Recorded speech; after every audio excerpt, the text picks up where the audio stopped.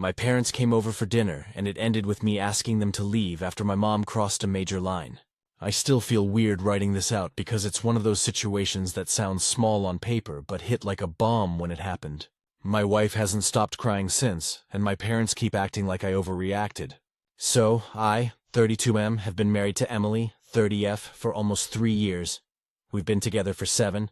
She's honestly my favorite person on this planet. Kind, funny, the type of person who remembers your coffee order after one time. We've been through a lot. She had a really rough miscarriage last year at around 9 weeks. It hit her hard. Hit both of us hard, but especially her. It took months for her to even talk about it without breaking down. She's been in therapy since, and she's doing much better, but it's still a sensitive topic. My parents, Mark and Janet, know about it. They were supportive at the time, but my mom has this habit of saying things she shouldn't. Like she means well, but her filter doesn't exist. For example, at Thanksgiving last year, she asked Emily in front of everyone, "So, when are you trying again?" And when I told her that wasn't an appropriate question, she rolled her eyes and said, "It's a normal thing to ask. Relax, that's kind of how my mom operates." She says something invasive, gets called out, and then acts like everyone else is being too sensitive. Anyway, fast forward to last weekend. We invited my parents over for dinner because it had been a while, and I genuinely wanted to have a nice night. Emily made pot roast, my dad's favorite, and baked an apple pie from scratch.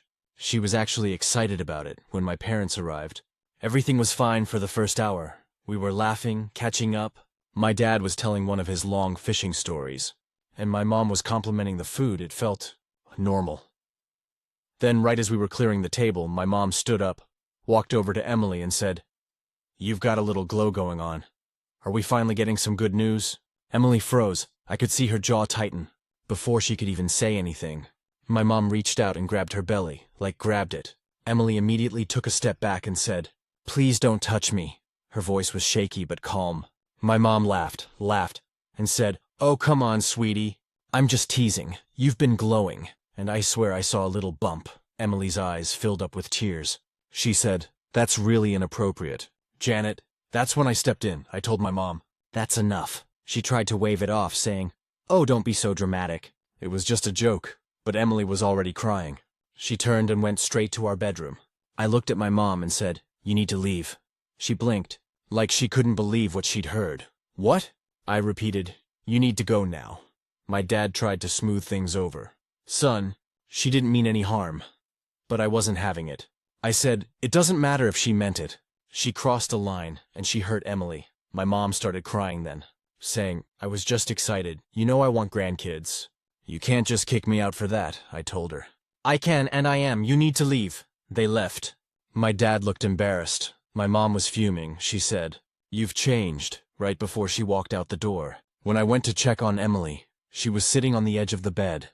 Holding her stomach and sobbing, she said, "I thought we were past this. I thought she understood." We ended up sitting there for over an hour, just holding each other. She kept saying she felt humiliated, that it wasn't just about the grab. It was about being reduced to her body again. I texted my mom later that night and told her that what she did was completely out of line and that I wasn't sure when we'd be seeing them again. Her response? "I was only joking. You're both too sensitive. This generation can't take a little affection." My dad called the next morning to mediate. He said, "You know your mother. She's old-fashioned. She just doesn't think before she acts," I told him. "She doesn't have to think. She just has to respect when someone says no." He sighed and said, "So what? You're cutting us off now?" I said no, but until she apologizes to Emily, genuinely apologizes, she's not welcome here. That was 5 days ago. No apology, just a few guilt-trippy texts from my mom like, "I hope you're happy. You ruined our family dinner over nothing. Tell Emily." I'm sorry if she felt uncomfortable, but she shouldn't take things so personally. Yeah. That kind of apology. Emily doesn't even want to talk about it anymore. She's been quiet, just drained, she said. I don't want to be in a room with someone who treats my body like a public topic. And honestly, I can't blame her. My sister Katie called me yesterday to say Mom's been telling everyone I kicked her out for being excited about a baby. Katie said, "I get why you're mad, but you know Mom. She's not gonna change. You might just have to let it go. But here's the thing. I don't think I should let it go. Because if I do, It tells Emily that her comfort and her trauma come second to keeping the peace. And I'm done doing that, still. I can't lie. It hurts. My mom and I were close. We used to talk every other day. Now it's radio silence except for the occasional guilt text. My dad hasn't called again. I keep replaying that moment in my head. Her hand, Emily's face, the sound of her voice breaking when she said, "Please don't touch me." And the thing that kills me most? My mom still doesn't get it. It's not about a joke or excitement or wanting grandkids. It's about respecting boundaries. About understanding that your wants don't override someone else's pain. Emily and I talked last night, she said. I don't want to come between you and your mom, but I also can't be around her if she won't treat me like a person. So for now, I told her we're taking space. No visits, no dinners, no just drop by. My parents live 40 minutes away, and that's where things will stay until something changes. It sucks, but I know what it feels like to lose something precious, and I'll be damned if I let Emily go through that kind of pain again. Not on my watch. Not for the sake of family appearances. Maybe someday my mom will realize what she did. Maybe not. But I know this, I'm choosing my wife every single time, because that's what family actually means. Update. My parents came over for dinner, and it ended with me asking them to leave after my mom crossed a major line. It's been almost 3 months since that night. And honestly, it feels like 3 years. I didn't plan to post an update, but a lot has happened since then. Some good, some really, really uncomfortable. I've been reading through a lot of similar stories on here, and I guess I needed to get mine out again to process everything that's unfolded. So after the blow-up, I stuck to my decision. No contact until my mom apologized to Emily. Real apology, not one of those sorry you feel that way types. For the first few weeks, it was quiet. My dad texted once or twice to check in, but it was always followed by a guilt trip like, "You know your mother misses you?" Or, "It's sad we can't see you during the holidays." Meanwhile, my mom kept posting vague Facebook statuses about ungrateful children and modern wives who turn sons against their mothers. I didn't comment, but my sister Katie called me one night and said, "You might want to block her. She's turning this into a whole narrative." So I did. I blocked both her and my dad on social media, at least temporarily. I told myself I'd rather deal with silence than passive-aggressive posts. The holidays came, and it was rough. Emily and I did Thanksgiving at her parents' place, which was actually wonderful. Her mom, Nancy, is the sweetest woman alive. She set an extra plate and toasted to family that loves you for who you are. Not what they expect from you. I nearly cried at the table. But I'd be lying if I said there wasn't a part of me that missed my parents. I kept checking my phone, half expecting a message. Nothing. Then, right before Christmas, my dad called out of the blue. He said Mom wanted to make things right. I asked, "Is she ready to apologize?" And he said, "She just wants to talk in person." I told him we could meet for coffee. Just the three of us. Neutral ground. Emily wasn't thrilled about the idea, but she said, if she's really going to take responsibility, maybe it's a step forward. So the day before Christmas Eve, we met at a diner halfway between our houses. My mom walked in wearing one of those festive sweaters with reindeer on it, like she was trying to set a warm tone. She hugged me before I could even react and said, "Oh, it's so good to see you." She didn't hug Emily. We sat down, ordered coffee, and there was this thick, awkward silence for about 2 minutes. Then my mom started talking. She said, "I've been doing a lot of thinking, and I realized this whole situation got blown way out of proportion. I never meant to hurt anyone." Emily looked at her and said quietly, "That's not an apology." Mom blinked, like she didn't understand what she'd just heard. "Well, I'm saying I didn't mean to upset you. Isn't that enough?" Emily just shook her head. "No, because it's not about what you meant. It's about what you did." You could see my mom's defenses start to rise. "You're really going to hold this over me forever?" she asked. I stepped in and said, "Mom, this is exactly why we've been keeping our distance. You keep turning it around like we wronged you." Then she said the thing that flipped the switch for me. She looked right at Emily and said, "I just don't understand why you're still so sensitive about all this. It's been a year since your miscarriage, hasn't it?" Emily went pale. She didn't even respond. She just got up and walked straight out of the diner. I sat there in stunned silence. My mom looked at me and said, "What?" "I was just asking," I told her. "Mom, I don't think we're going to be able to have a relationship until you understand how deeply wrong that was."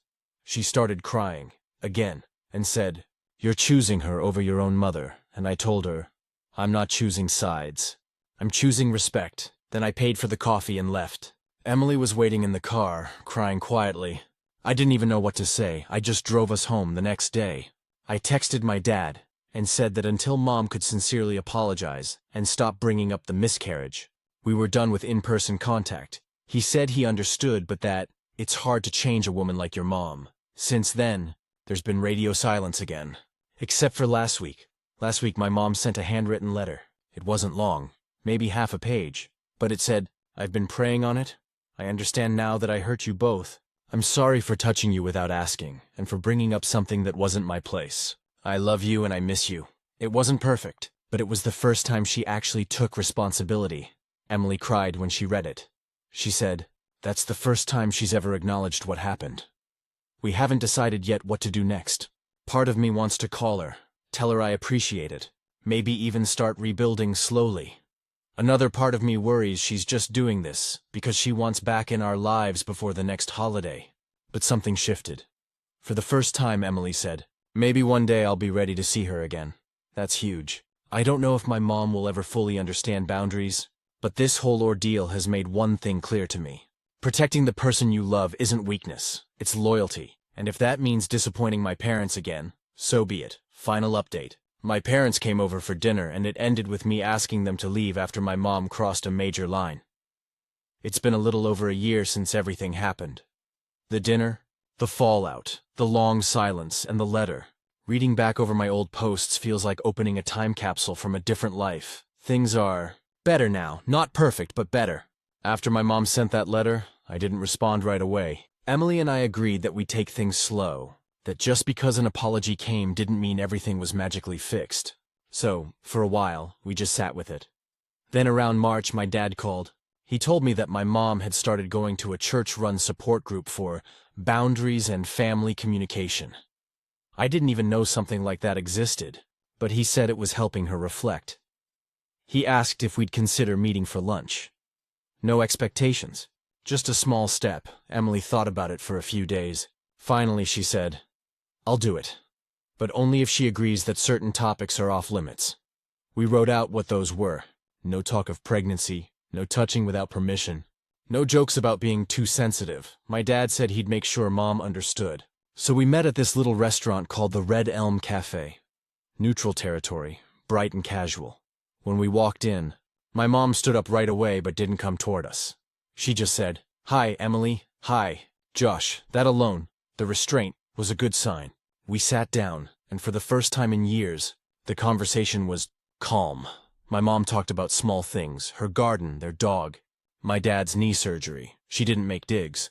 She didn't bring up the past. About halfway through, she took a deep breath and said, "I want to say this face to face. Not in a letter. I am sorry. I disrespected both of you. I thought I was being loving, but I wasn't listening. I've realized that I've spent a lot of years confusing affection with control." Emily got quiet for a long moment, then said softly, "Thank you for saying that." I don't think either of us breathed for about a minute after that. We finished lunch, hugged goodbye, gently, respectfully, and left. Emily cried in the car, but this time they were relief tears. Since then, we've been cautiously rebuilding. My parents came by for dinner in July.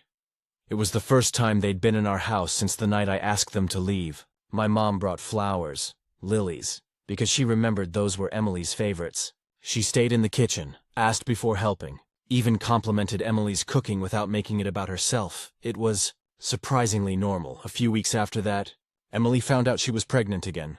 When she told me, I think my knees actually gave out. We both stood there in our kitchen, holding the little test and crying. Terrified, hopeful, overwhelmed. After everything that happened last time, we promised we'd take things slow, not tell anyone until after the first trimester.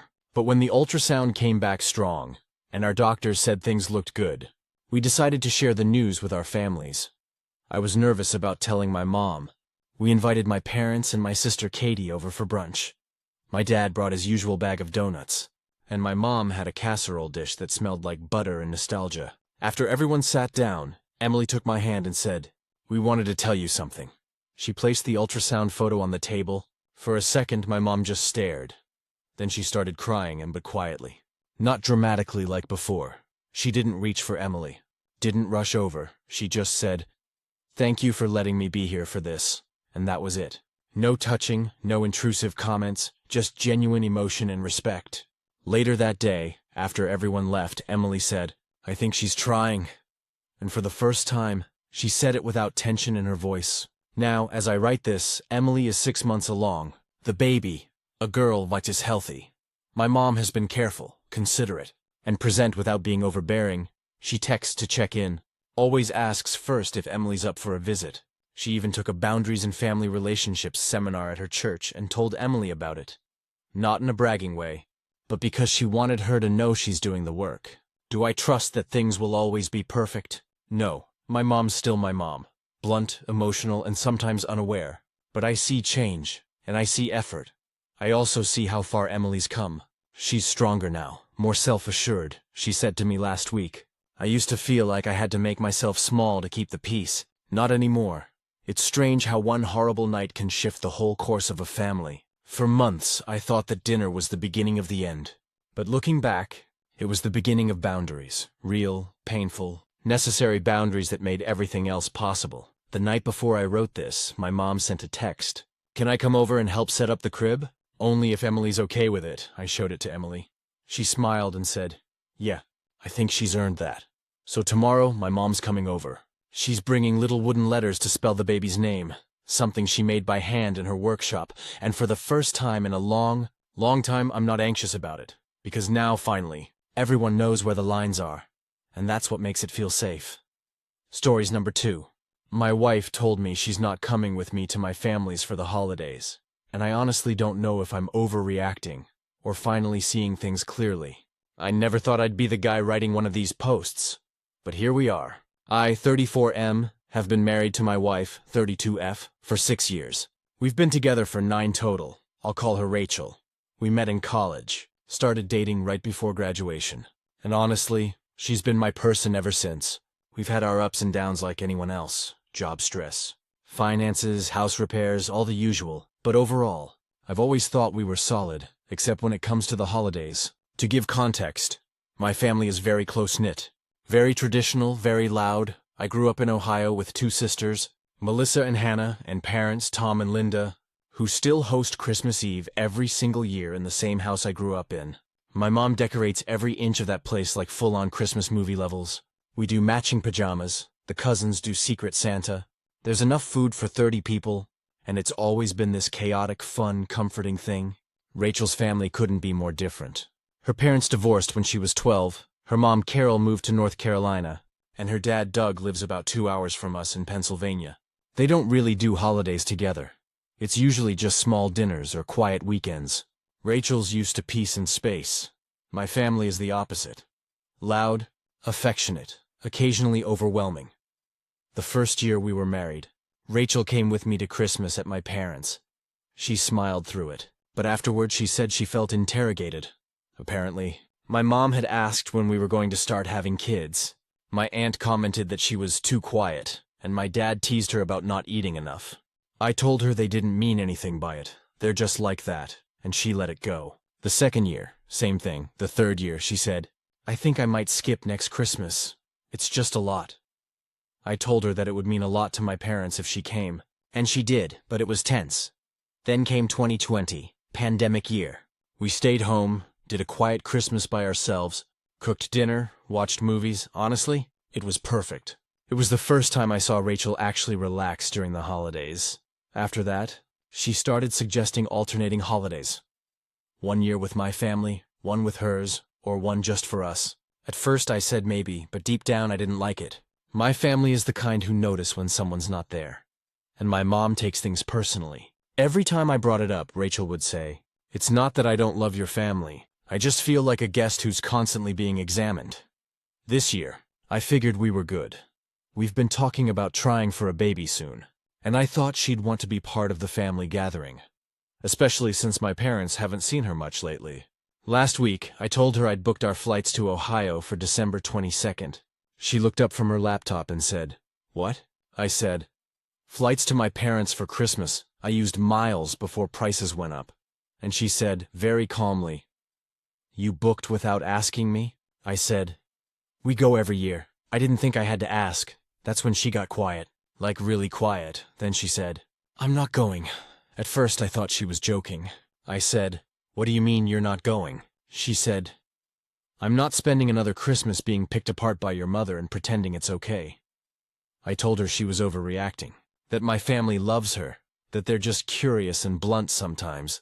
She said, "I know they love you, but they don't respect me." That hit hard. I asked what she meant, and she brought up all these moments I'd kind of brushed off before, like how my mom once joked about Rachel not giving me grandchildren yet, how my dad comments on her career choices, how my aunt keeps implying she's too independent. Rachel said, "Every time I leave your parents' house, I feel smaller, and you keep asking me to go back." I told her it's family, that's part of the deal. You put up with things because family matters. She said, "Does my comfort not matter too?" And that shut me up. We didn't fight exactly. It wasn't yelling, just tension. I slept in the guest room that night because we both needed space. The next morning, she made coffee like nothing happened. But it was awkward. Later that day, she texted me from work saying she'd like to spend Christmas at home this year. Just the two of us. She said I was free to go see my family if I wanted. But she wasn't going. I called my mom that night to tell her, thinking she'd be understanding. Big mistake. She went off, said things like, "What did we ever do to make her so uncomfortable?" And, "She's just trying to isolate you from your family." Then my dad got on the phone and said, "Son, marriage is about compromise. You can't let her dictate everything."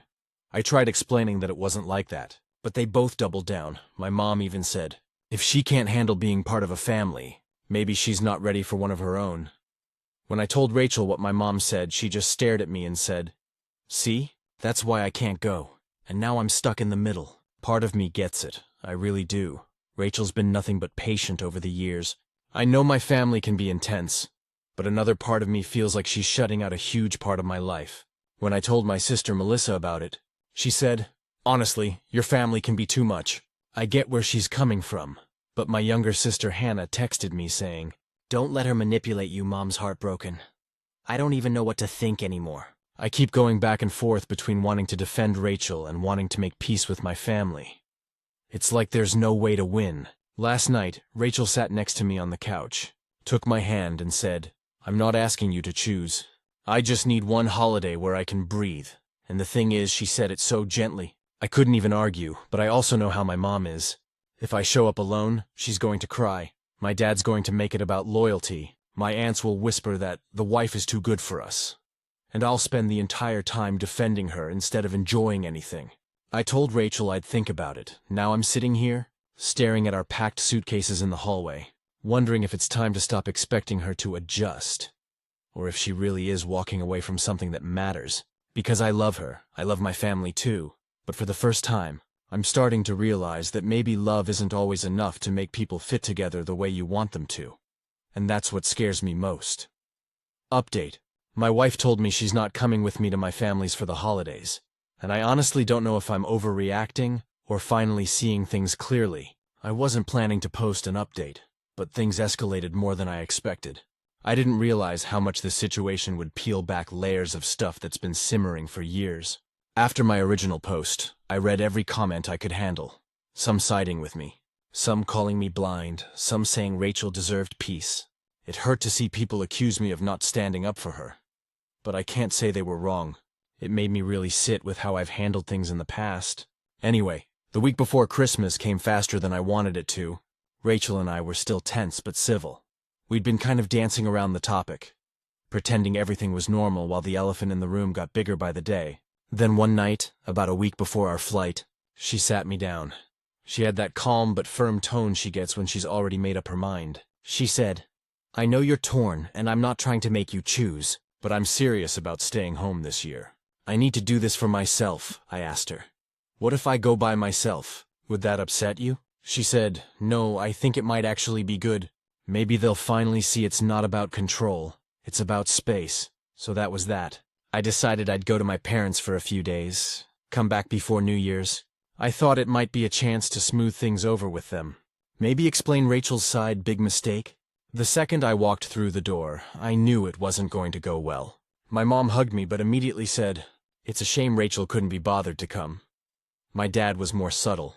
He gave me a look that said, "You see what you married into?" Dinner that night was uncomfortable, my aunts were whispering. My cousins were asking where she was, and every time I said, "She's just taking some time for herself," I got that fake sympathetic nod people give when they're judging you. At one point, my mom said, loud enough for the table to hear, "Well, I guess some people just don't appreciate family anymore." I said, "Mom, that's not fair." She said, "I'm just saying, we've always opened our home to her. If she feels uncomfortable, that's on her." And I lost it. I told her, "No, it's on you. You make her uncomfortable every single time with your comments. You could have heard a pin drop." My mom's face went red. My dad started muttering something about respect, and my Aunt Carol, different Carol, not Rachel's mom, said, "Oh, come on, she's just sensitive." I stood up and said, "You know what? You all keep saying she's sensitive like that's an insult. She's not sensitive. She's exhausted. She's been bending over backward to fit in with people who refuse to see her for who she is." And then I walked out. I didn't storm off in a rage or anything.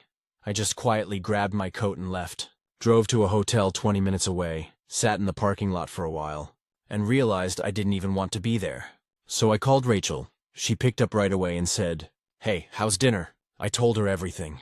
What my mom said, how I reacted, how I was sitting alone in a Holiday Inn parking lot with a lukewarm takeout sandwich. There was silence for a second. Then she said, "You stood up for me?" I said, "Yeah, probably a little too late, but yeah."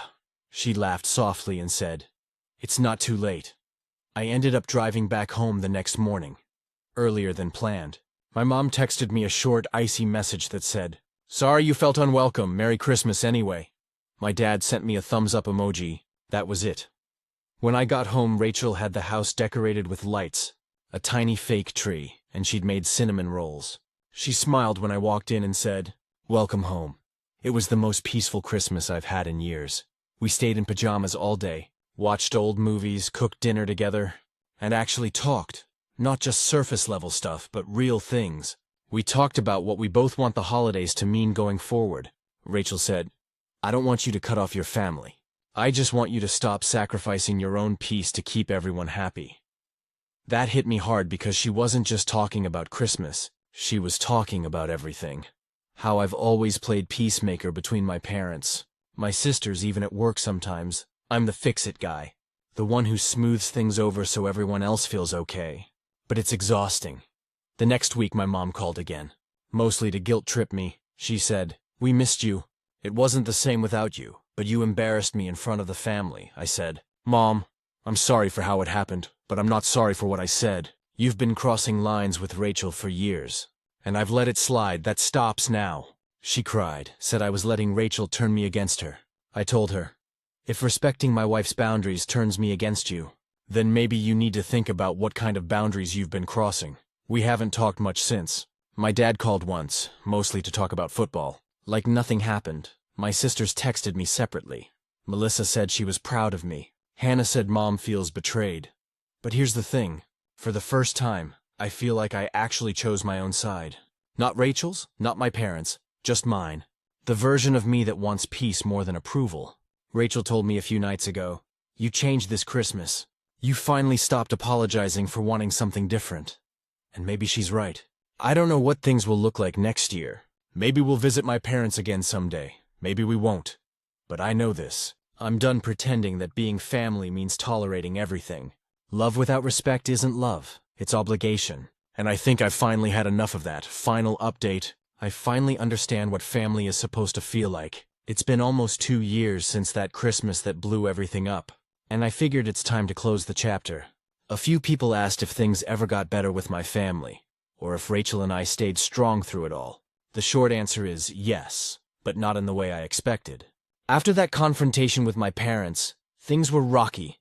My mom and I didn't talk for about 6 months. I tried to reach out a few times, but every conversation somehow turned into her saying how much Rachel changed me, or how she just wants things to go back to how they were. And I kept having to say, "Mom, that's exactly the problem. Things can't go back. They weren't healthy before." During that time, Rachel and I got closer than ever. We went to therapy together. Not because we were falling apart, but because we wanted to learn how to stay strong. Our counselor told us something that stuck. You can love people and still decide not to give them power over your peace. That line became kind of our mantra. That next Christmas, we didn't go to my family's. Instead, we spent it with Rachel's parents in Vermont.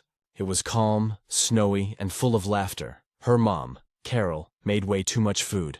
Her dad, Mike, cried during the family toast.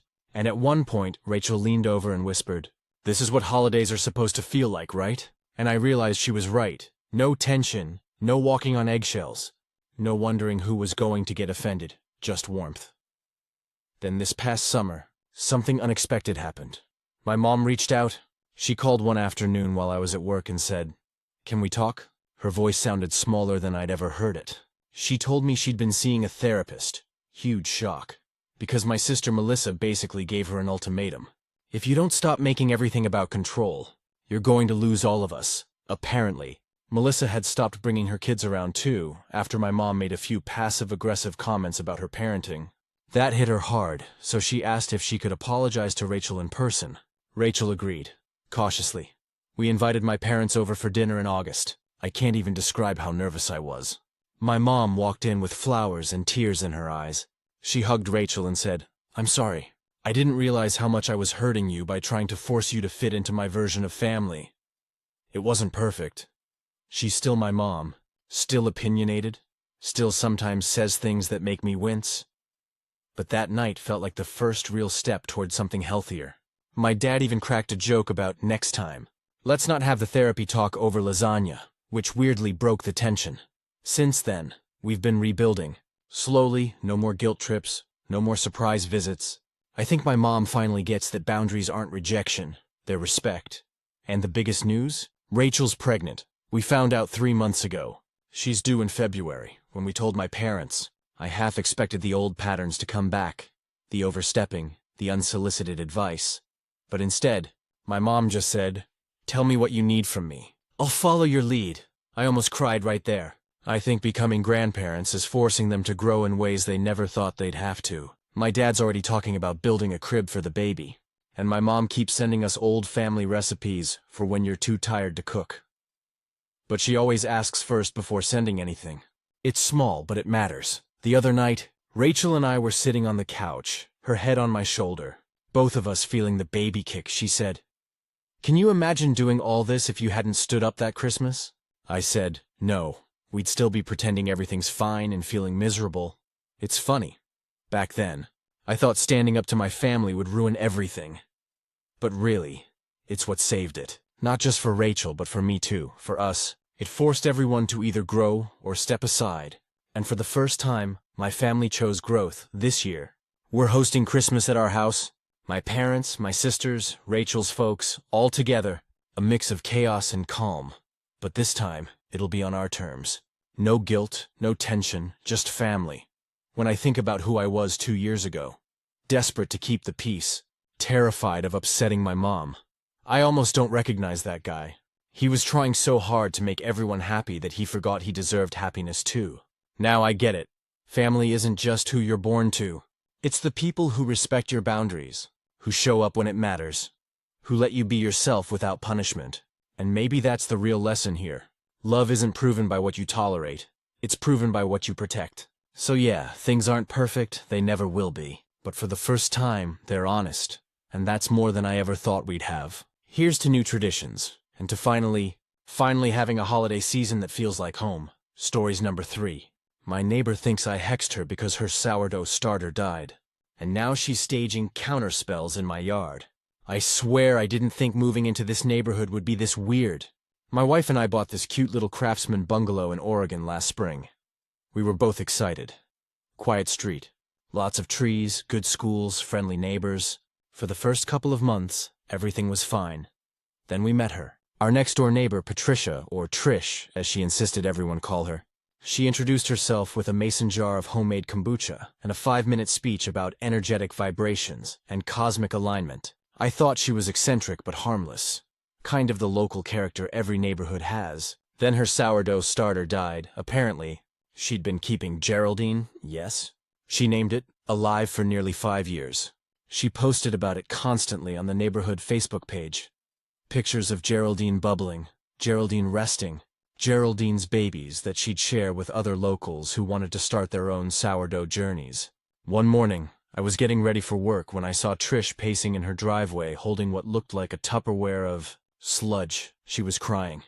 I went out to see if she was okay, and she said, "She's gone. Geraldine's gone." I told her I was sorry, not sure what else to say to someone mourning fermented dough, but then she gave me this weird, accusatory look. "It happened right after that night you burned the sage," she said. "Here's the thing. We had burned sage. My wife Maggie likes to do it occasionally for the smell and because it makes her feel relaxed. It was literally a $5 bundle from a farmer's market.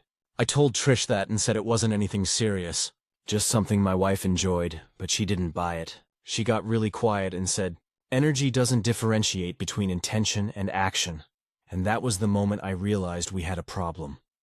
The next few days were odd. I started noticing little things in our yard. A line of salt along our driveway, a bundle of dried lavender tied to our fence with red string. Once, a small bowl of milk and honey sitting by our mailbox. I didn't think too much of it until one night. Maggie came inside after walking our dog and said, 'I think Trish is doing witch stuff in our yard.' Sure enough, I looked out the window and saw Trish standing by our hedge with a candle and what looked like a feather, muttering something under her breath. When she noticed me watching, she waved, like this creepy, slow-motion Miss America wave, and went back inside. I told myself she was just eccentric, maybe grieving her starter in her own way, but it escalated. A week later, I came out to find 3 stones stacked in a little tower by our porch steps, each one painted with symbols. I texted a photo to our other neighbor, Tom, who replied, "Dude, Trish thinks she's in a coven. Just ignore it." Easier said than done when she started chanting at sunrise. Maggie works from home and she said Trish has been outside every morning, facing our house, holding what looks like a string of beads, and whispering something. When I asked what she was doing, Trish just smiled and said, "Balancing the karmic debt." Maggie wanted me to talk to her, so I went over one afternoon. Trish answered the door wearing a long floral robe and about 15 necklaces. The inside of her house smelled like patchouli and sour vinegar. I told her, as politely as possible, that I'd appreciate it if she didn't come into our yard anymore. Her eyes got wide and she said, "So you're admitting it?" I said, "Admitting what?" She leaned in and whispered, "That you hexed me." I told her I didn't hex anyone and that the sage thing was just a scent thing. She said, "That's what people always say when they invite chaos into the spiritual realm." I walked away because honestly, what do you say to that? The next morning, there were footprints in the dirt near our front steps. Small ones. Barefoot, definitely human, and near the porch light. She'd hung a jar with nails and a piece of lemon inside. I googled it.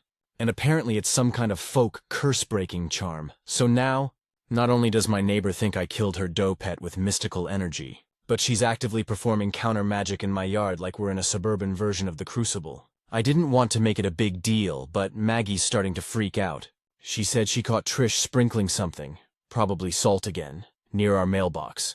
And when she asked what she was doing, Trish said, "Keeping your spirits contained." I tried talking to the HOA about it, but they basically said, unless she's trespassing or damaging property, there's nothing we can do. And when I mentioned calling the police, Maggie said that would just make things worse. That Trish would probably interpret it as a power move and double down. Last weekend, we had friends over for dinner, Evan and Katie. And Trish decided that was the perfect time to stand in her yard burning incense and ringing a bell every 30 seconds. Evan joked that we were going to get haunted sourdough ghosts. I laughed, but honestly, I'm getting tired of it. Yesterday, we came home to find a note taped to our door. It said, "The energy imbalance persists. You may have banished Geraldine's spirit, but her essence remains restless until proper atonement is made. Your home will remain unsettled." She even signed it with a drawing of a spiral and what looked like an eye. I don't know what proper atonement means in this context. Bake her a loaf. Buy her new starter? Stage my own counter spell? For the record, Maggie suggested we just make bread and give it to her as a peace offering. I'm considering it. Not because I believe in any of this, but because I'd like to stop finding jars of mysterious substances in my bushes. The weirdest part? I think some of the neighbors are taking her side. Tom said the woman 2 houses down, Linda, has been talking about energies shifting on the street ever since we moved in. I thought I was just buying a house, apparently. I moved into a full-blown suburban coven drama. If anyone out there knows the proper etiquette for de-escalating magical beef with your neighbor, I'm open to suggestions, because right now, it feels like I'm one sourdough resurrection away from an exorcism in my driveway.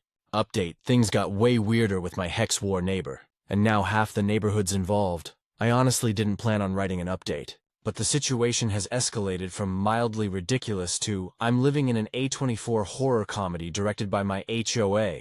After my last post, I tried the peace offering idea. Maggie and I baked a fresh loaf of sourdough, using store-bought starter, because irony, and brought it over to Trish's house.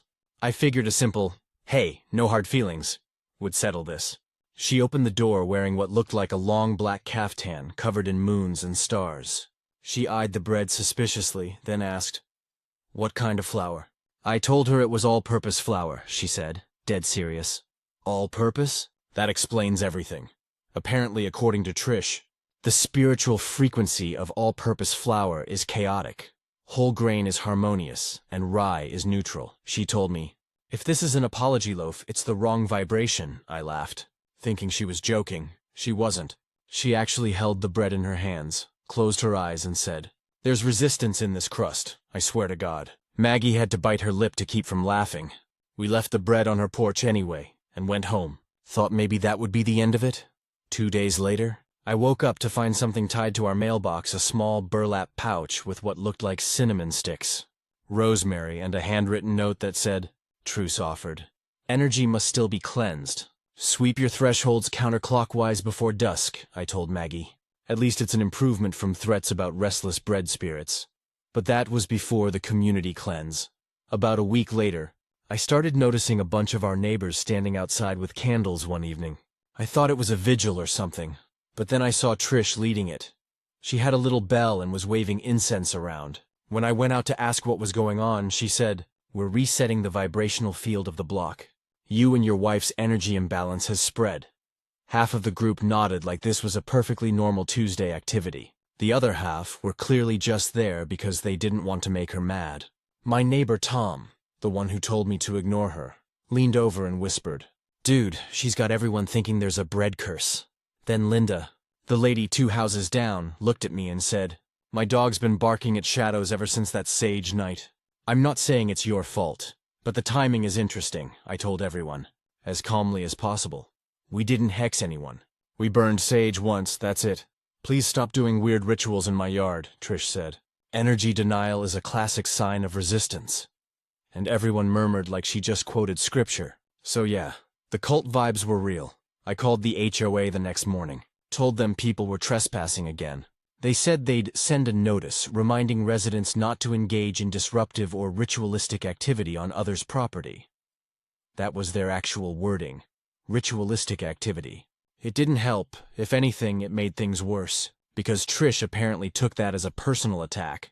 The next evening, she taped another note to our door that said, "You've turned the council against the light. Beware the karmic recoil." I had to sit down for a minute because I laughed so hard I cried. Then Maggie said, "It's not funny. She's escalating." And she was right, because that weekend, we woke up to find a small circle of stones in our front yard, like an actual mini-stone circle, with a jar of what looked like pond water in the center. I went straight to Trish's house and knocked. She didn't answer. But later, I saw her in her driveway watering her plants and asked her to stop putting things in our yard. She looked me dead in the eye and said, "You invited this balance when you disrespected the cycles of fermentation." I didn't even have the strength to respond. Later that night, I saw on the neighborhood Facebook group that she'd posted this long rant about energetic invaders poisoning the collective spiritual grid. A bunch of people commented hearts and, "Stay strong," someone even said. Maybe their Wi-Fi is affecting the bread aura. I'm not kidding. At that point, Maggie was furious. She called the HOA again, saying we'd take legal action if they didn't intervene. The HOA president, Jeff, came by to talk in person. He's this super serious, khaki shorts type who always smells like sunscreen and disapproval. He said, "Look, we've had complaints from both sides, apparently. She thinks you're performing dark energy work?" I said, "The darkest energy I've performed is watching Netflix with the lights off." Jeff didn't laugh. He sighed and said, "Just try not to engage." So we didn't for a while until Halloween. We set up a few decorations, pumpkins, fake cobwebs, the usual. Trish decided we were mocking the thinning of the veil. She stood on her porch all night in a cloak, holding a lantern, glaring at trick-or-treaters who came near our house. Parents started avoiding our side of the street. The next morning, Maggie found another pouch on our porch.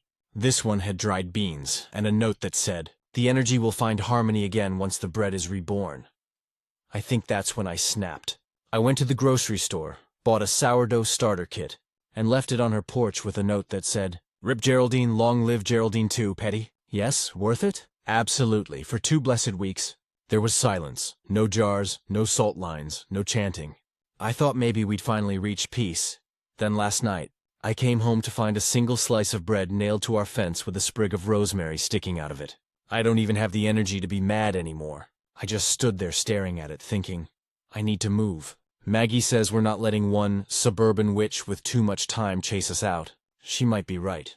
But every time I see a loaf of bread now, I feel like it's watching me. At this point, I've accepted that I somehow became the unwilling antagonist in a magical feud I never signed up for. I'm just hoping Geraldine the Two makes it long enough to satisfy whatever spirits Trish thinks are haunting our cul-de-sac.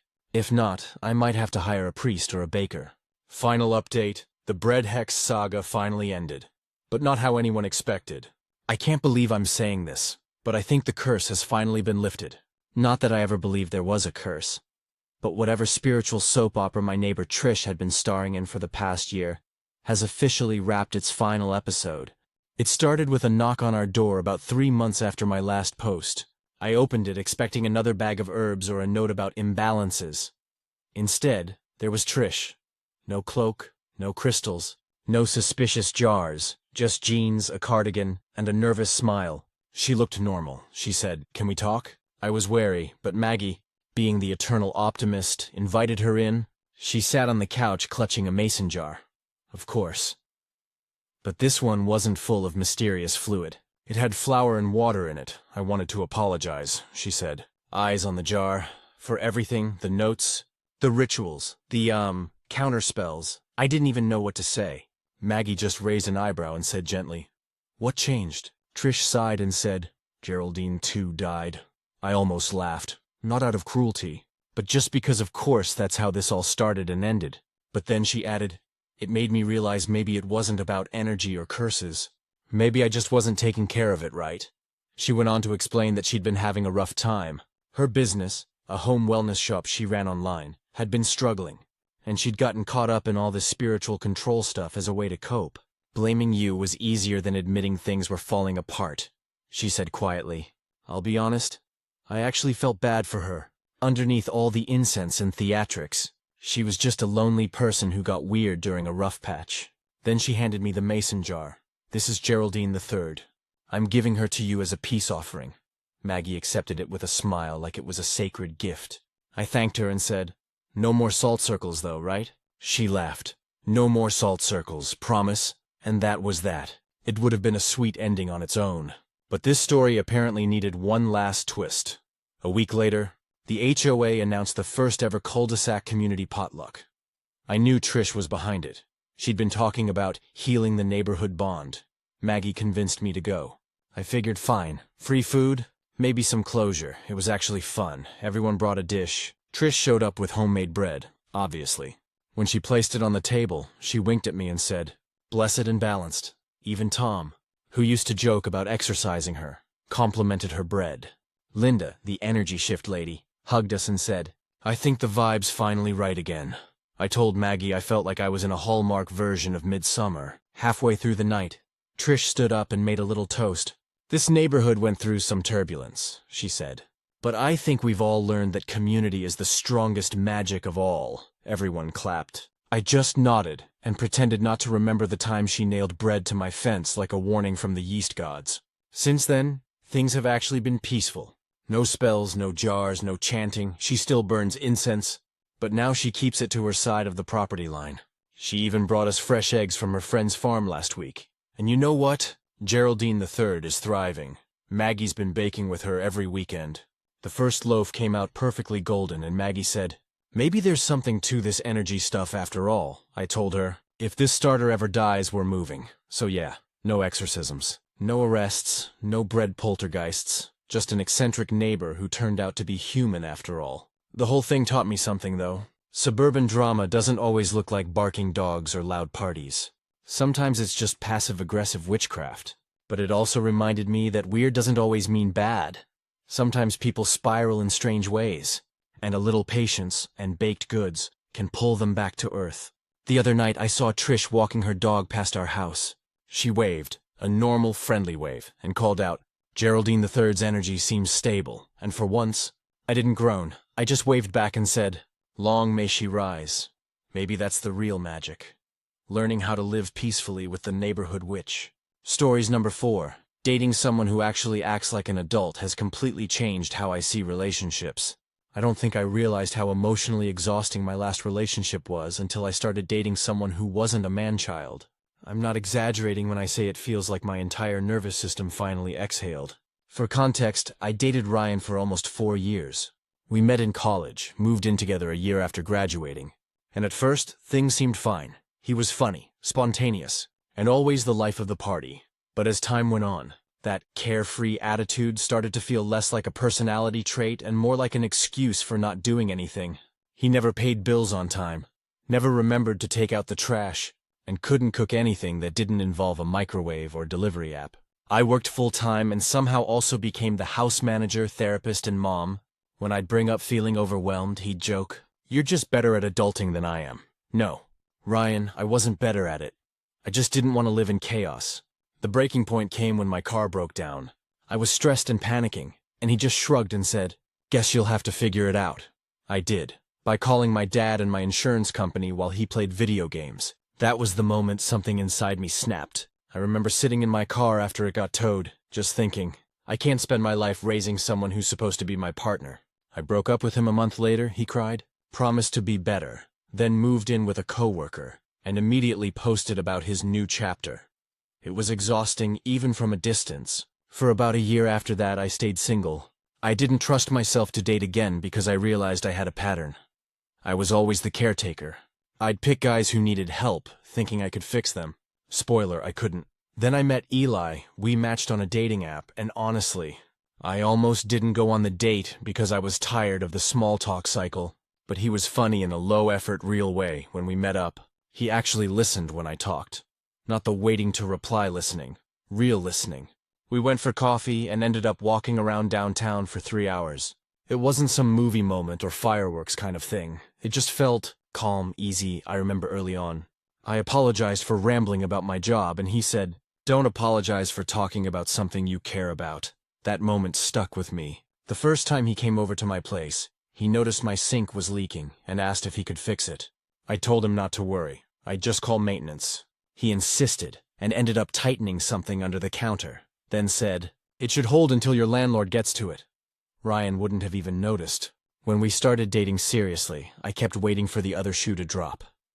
The emotional immaturity, the subtle irresponsibility, the ha-ha, I forgot again kind of stuff. But it never came. Eli pays his bills without being reminded. He does laundry, he cleans up after himself. If we make plans, he follows through. And it's wild how much that simple reliability changes everything. Like, I didn't realize how on edge I used to be. Always anticipating someone else's mess, someone else's forgetfulness, someone else's moods. With Eli, I can actually relax. My brain doesn't have to keep tabs on everything. There was this one night a few months ago when I came home from work, completely drained. I'd had a brutal day and texted him that I just wanted to collapse. When I got home, he was already there, cooking dinner. Not anything fancy, just pasta and garlic bread.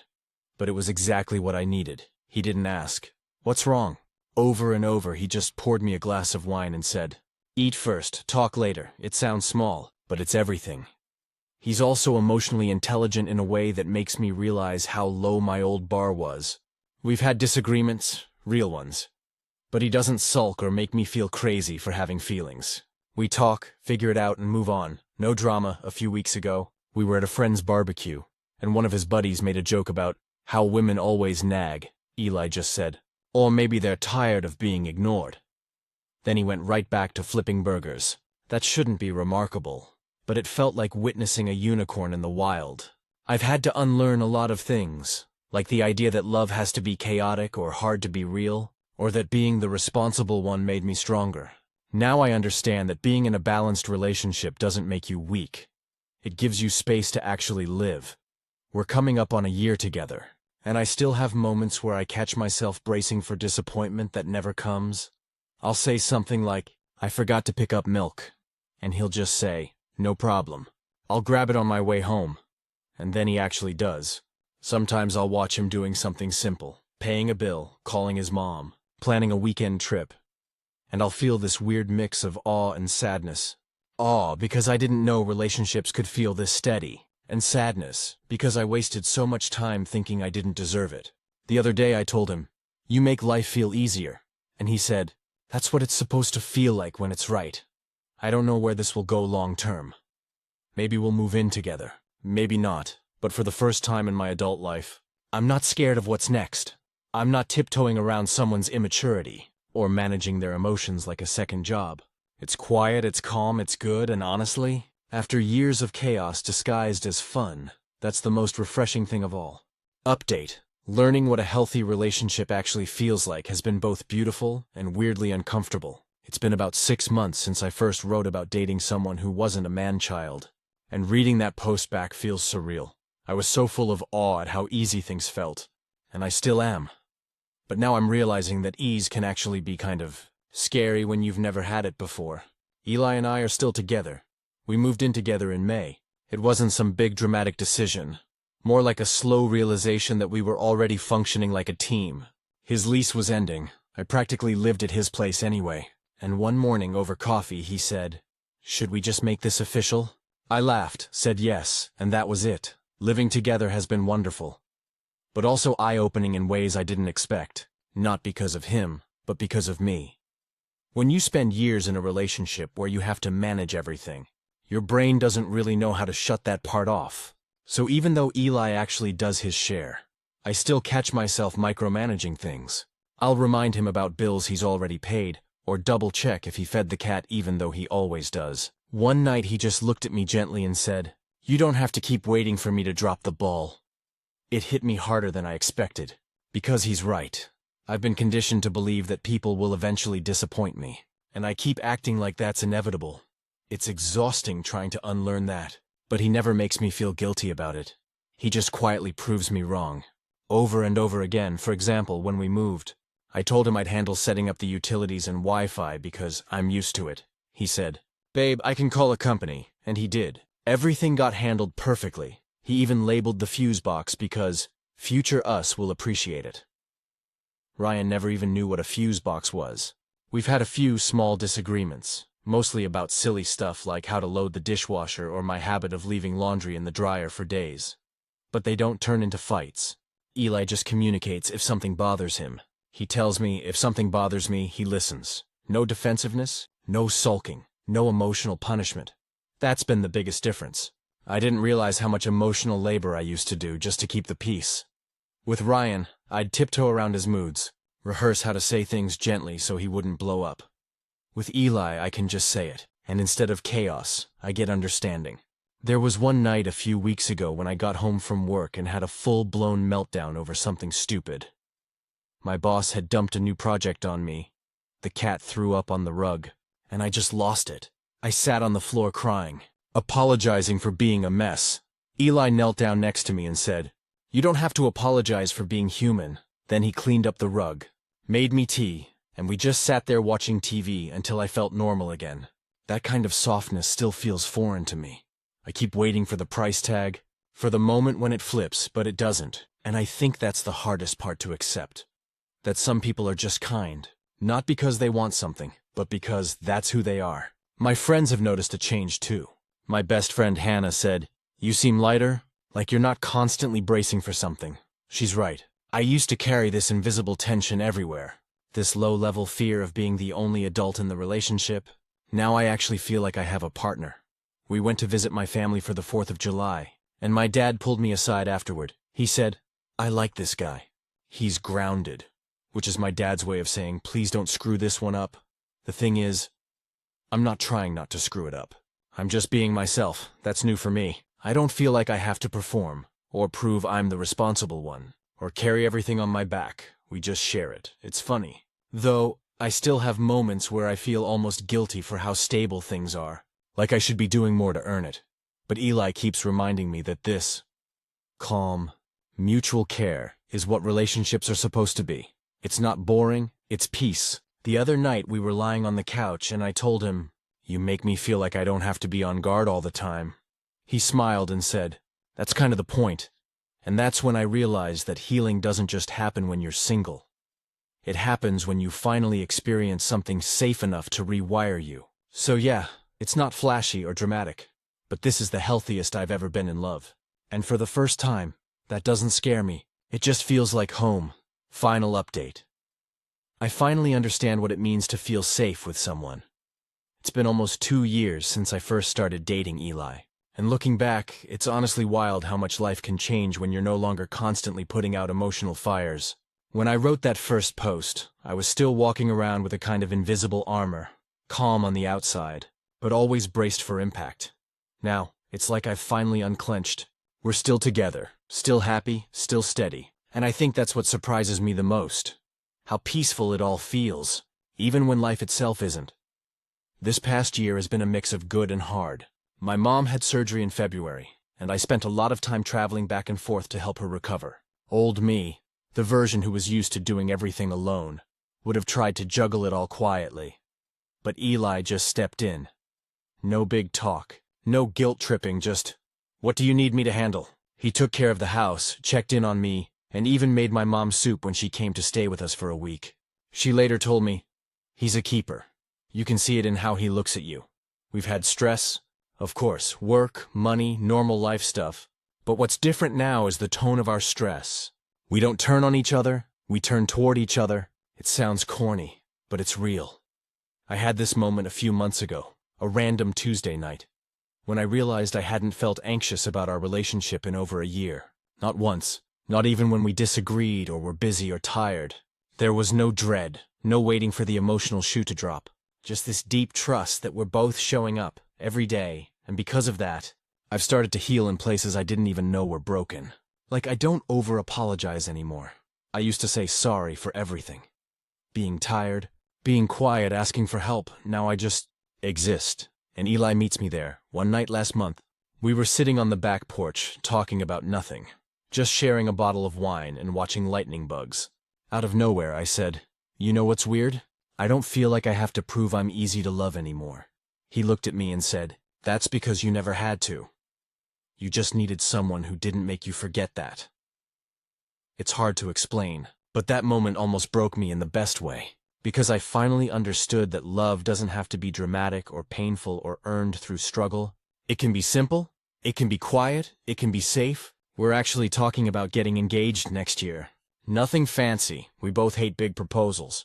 Just a small ring, maybe a weekend trip, and a conversation that starts with, "So, are we doing this?" And for once, the thought doesn't terrify me. If you've never been in a healthy relationship before, it's weird when you finally are. You keep waiting for chaos. You question the calm. You think, it can't really be this easy. But after a while, you realize, yeah, it actually can. It's not that it's effortless. It's that both people are putting in the same amount of effort. That's what makes it feel balanced. That's what makes it feel like home. I've also noticed how it's changed me outside of the relationship. I'm more patient, more confident, less reactive. I'm not constantly drained because I'm not pouring everything into holding someone else together. Now, I have energy left over for myself. For hobbies, friends, rest, Hannah told me recently. You're the happiest you've ever been. And it's not just because of him. It's because you finally stopped settling. And she's right. I used to think finding someone good was about luck. Now I think it's about healing enough to recognize what healthy looks like and not running from it when you find it. Eli and I still have our differences. He's a morning person. I'm not. He loves camping. I love hotels. But it's never us versus each other. It's us with each other. That small shift changes everything. The other night, I came home late after a long day, and he had already made dinner. Nothing elaborate. Just grilled cheese and tomato soup. He handed me a bowl, kissed my forehead, and said, "Welcome home." And that's it. That's the whole story. That's the kind of love I didn't even know existed. The kind that makes you feel safe. The kind that makes the world softer. The kind that finally teaches you peace isn't boring. It's everything. Stories number 5. Just found 6 to 7 unsent thank you cards in my husband's briefcase from our wedding 2.5 years ago. And I don't know whether to laugh or lose my mind. I was cleaning out our home office this weekend because my husband Mark had been complaining about how messy his work bag had gotten. We've both been working long hours lately, so it's been one of those, we'll get to it when we get to it kind of things. He left for a short business trip this morning, and I figured I'd surprise him by organizing the space a little. Clear his desk, empty the briefcase, toss the random receipts and snack wrappers. I opened the front pocket and started going through the usual chaos. Pens, chargers, crumpled sticky notes. Then I unzipped the main compartment and found an envelope I didn't recognize. It was a cream-colored thank you card with the same gold border we used for our wedding stationery. I thought maybe it was one of the extra blanks we'd ordered. But when I opened it, my stomach did this weird drop. It wasn't blank, it was written, addressed, and signed to one of his college friends who had come to our wedding. And then I found 6 more, all written, all sealed, all with stamps, none of them mailed. They were buried under a folder in an old notebook like they'd just been tossed in there and forgotten. At first I laughed, like, genuinely laughed out loud because it was such a stupid, almost sitcom-level mistake. But then I realized, these were from 2.5 years ago. These people probably thought we were rude, ungrateful, or that I just never bothered to send them. And here's the kicker. I was the one who took care of the thank you cards. I made the list, addressed the envelopes, tracked who gave what gift. I spent nights after work handwriting personal notes while Mark said he'd handle his side. He had maybe 10 people on his list. Close friends, co-workers, a couple of his relatives. I remember asking him about it a few times afterward, and him saying, yeah, I sent them out. Except clearly he didn't.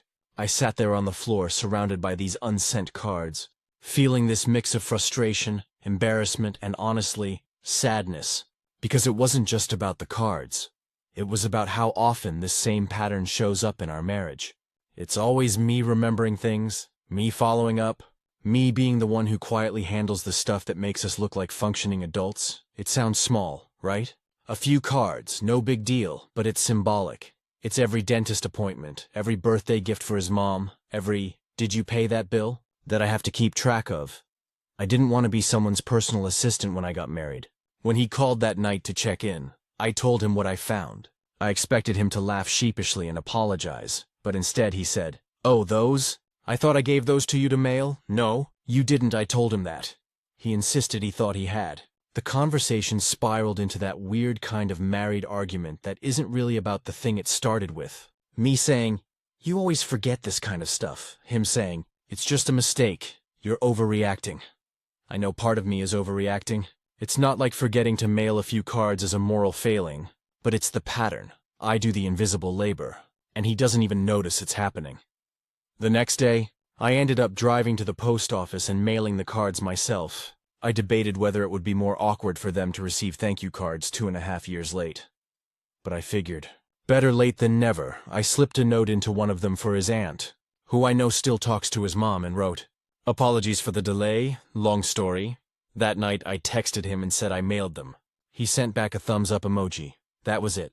I didn't want to turn this into a bigger thing, but it's been sitting in my head ever since.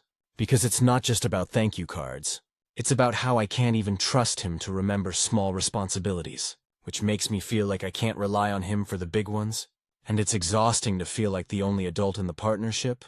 We've been together for 6 years, married for almost 3, and I love him. I really do. He's kind, funny, loyal, and he works hard. But when it comes to the small stuff, the follow-through, the details, the things that make life run, it always falls on me. And I'm starting to realize that no matter how big or small those things are, the weight adds up. The day after I mailed the cards, I came home to find flowers on the counter with a note in his handwriting. "Thank you for doing what I forget. I know it's not fair sometimes, I'll do better." It made me tear up, because I know he means it. But it also made me sad, because I've heard that promise before.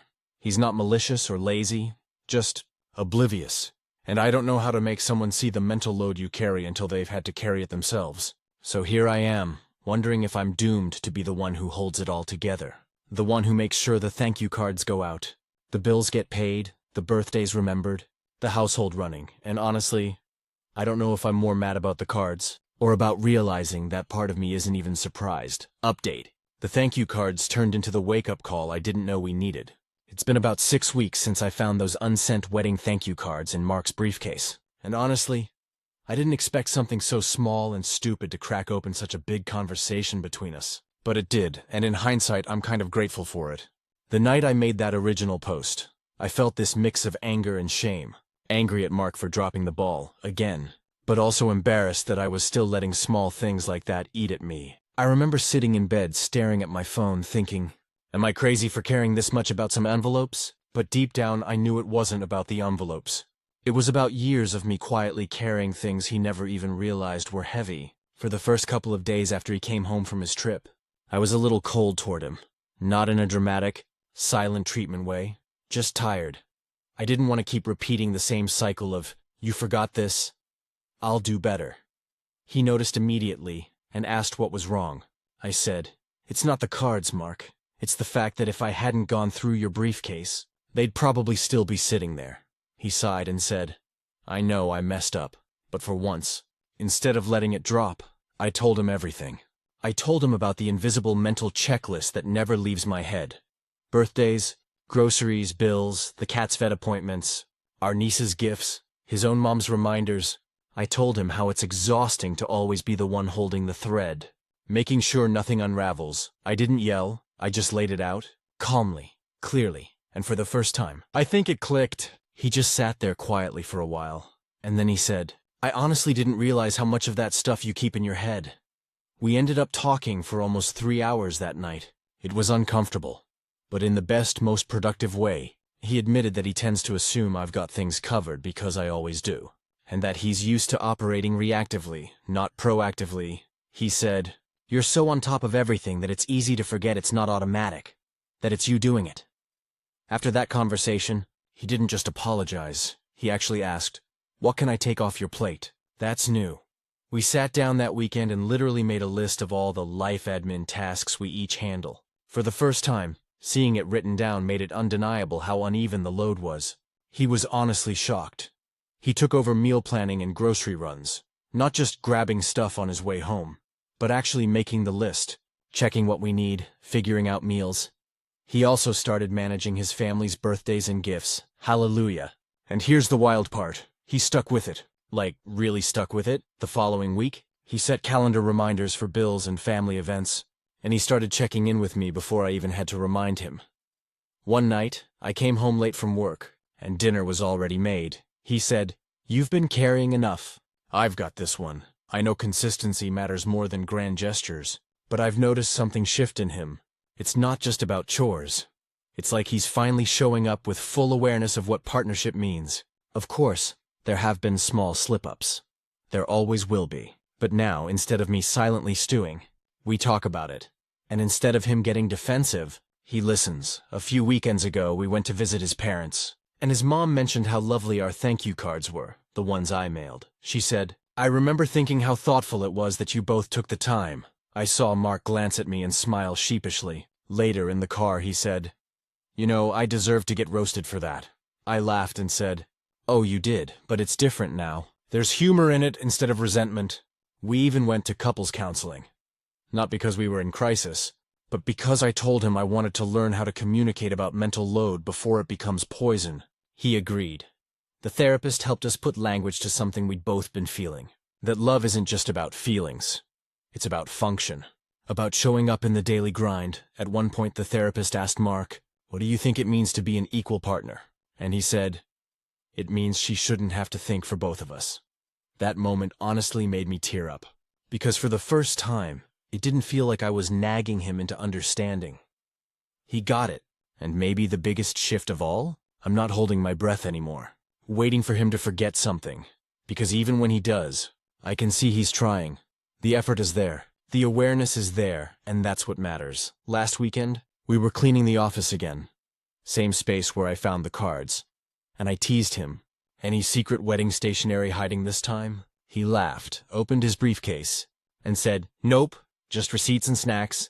The essentials. It was such a small, silly moment. But I realized something then. Sometimes growth doesn't look like a big apology or a grand gesture. Sometimes it's just finding old wounds and making sure they don't open again.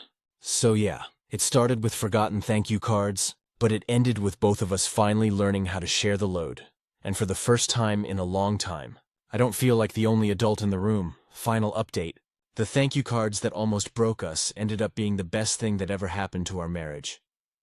It's been a little over a year since I found those unsent thank you cards buried in Mark's briefcase, and I wanted to give a final update, because the way our relationship has changed since then is something I never could have predicted. At the time, I thought I was overreacting, losing it over 7 pieces of cardstock and some forgotten stamps. But looking back now, that moment was the spark that forced both of us to stop cruising through our marriage on autopilot. It's funny how something so small can open the door to something so big. After our initial talk and the couples therapy that followed, life didn't magically become perfect. There were still moments when I'd have to bite my tongue to avoid saying, "Never mind, I'll just do it myself."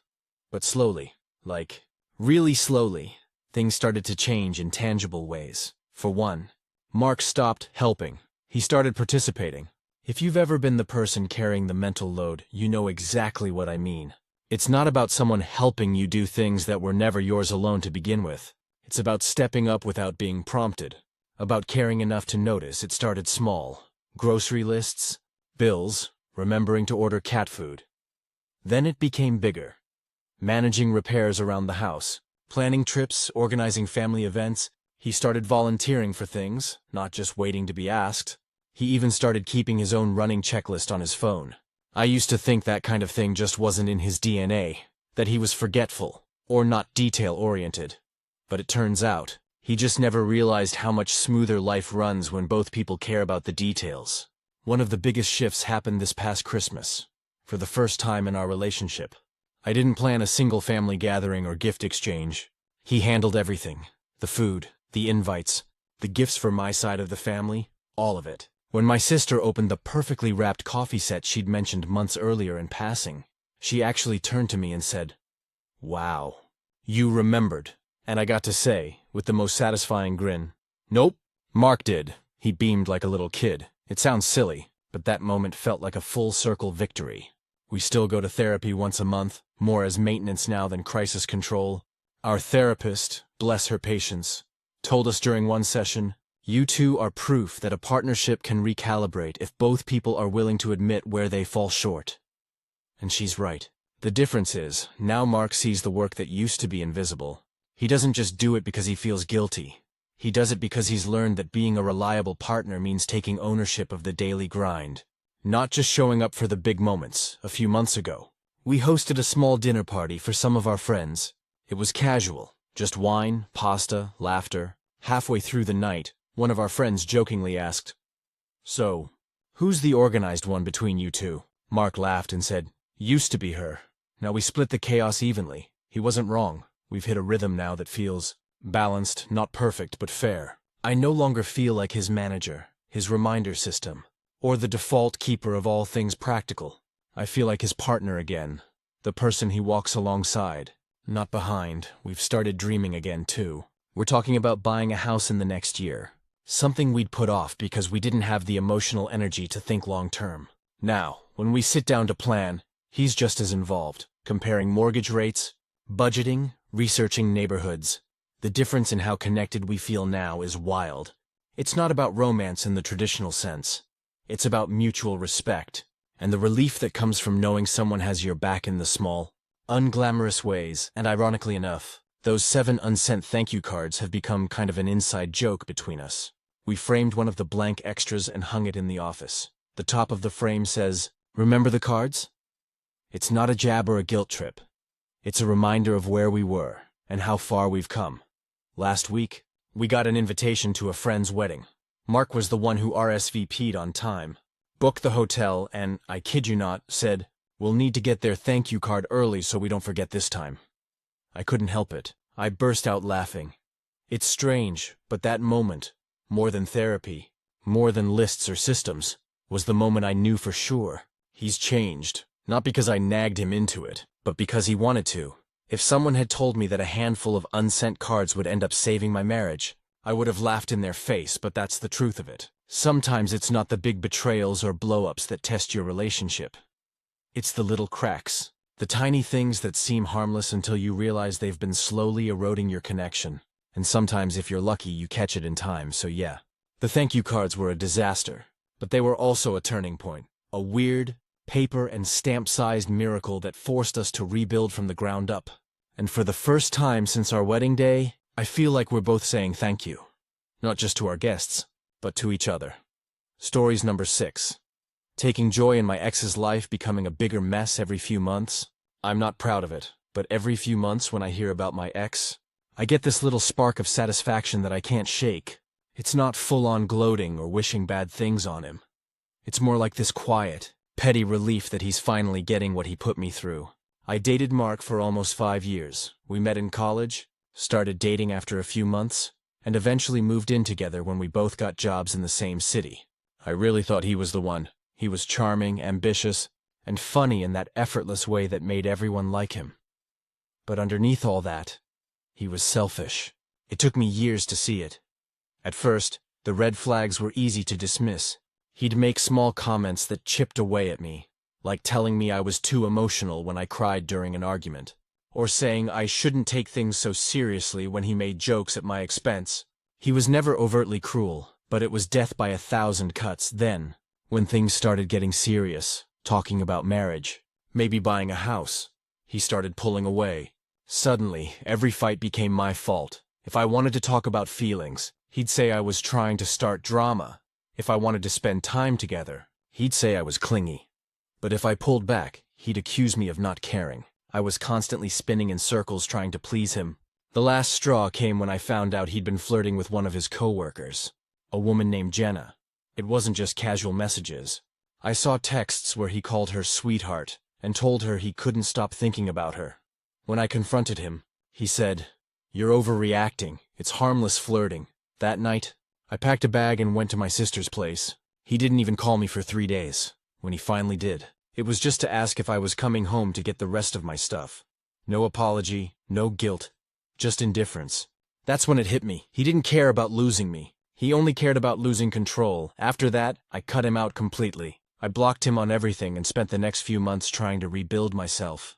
I threw myself into work, started therapy, went to the gym, and got back into painting.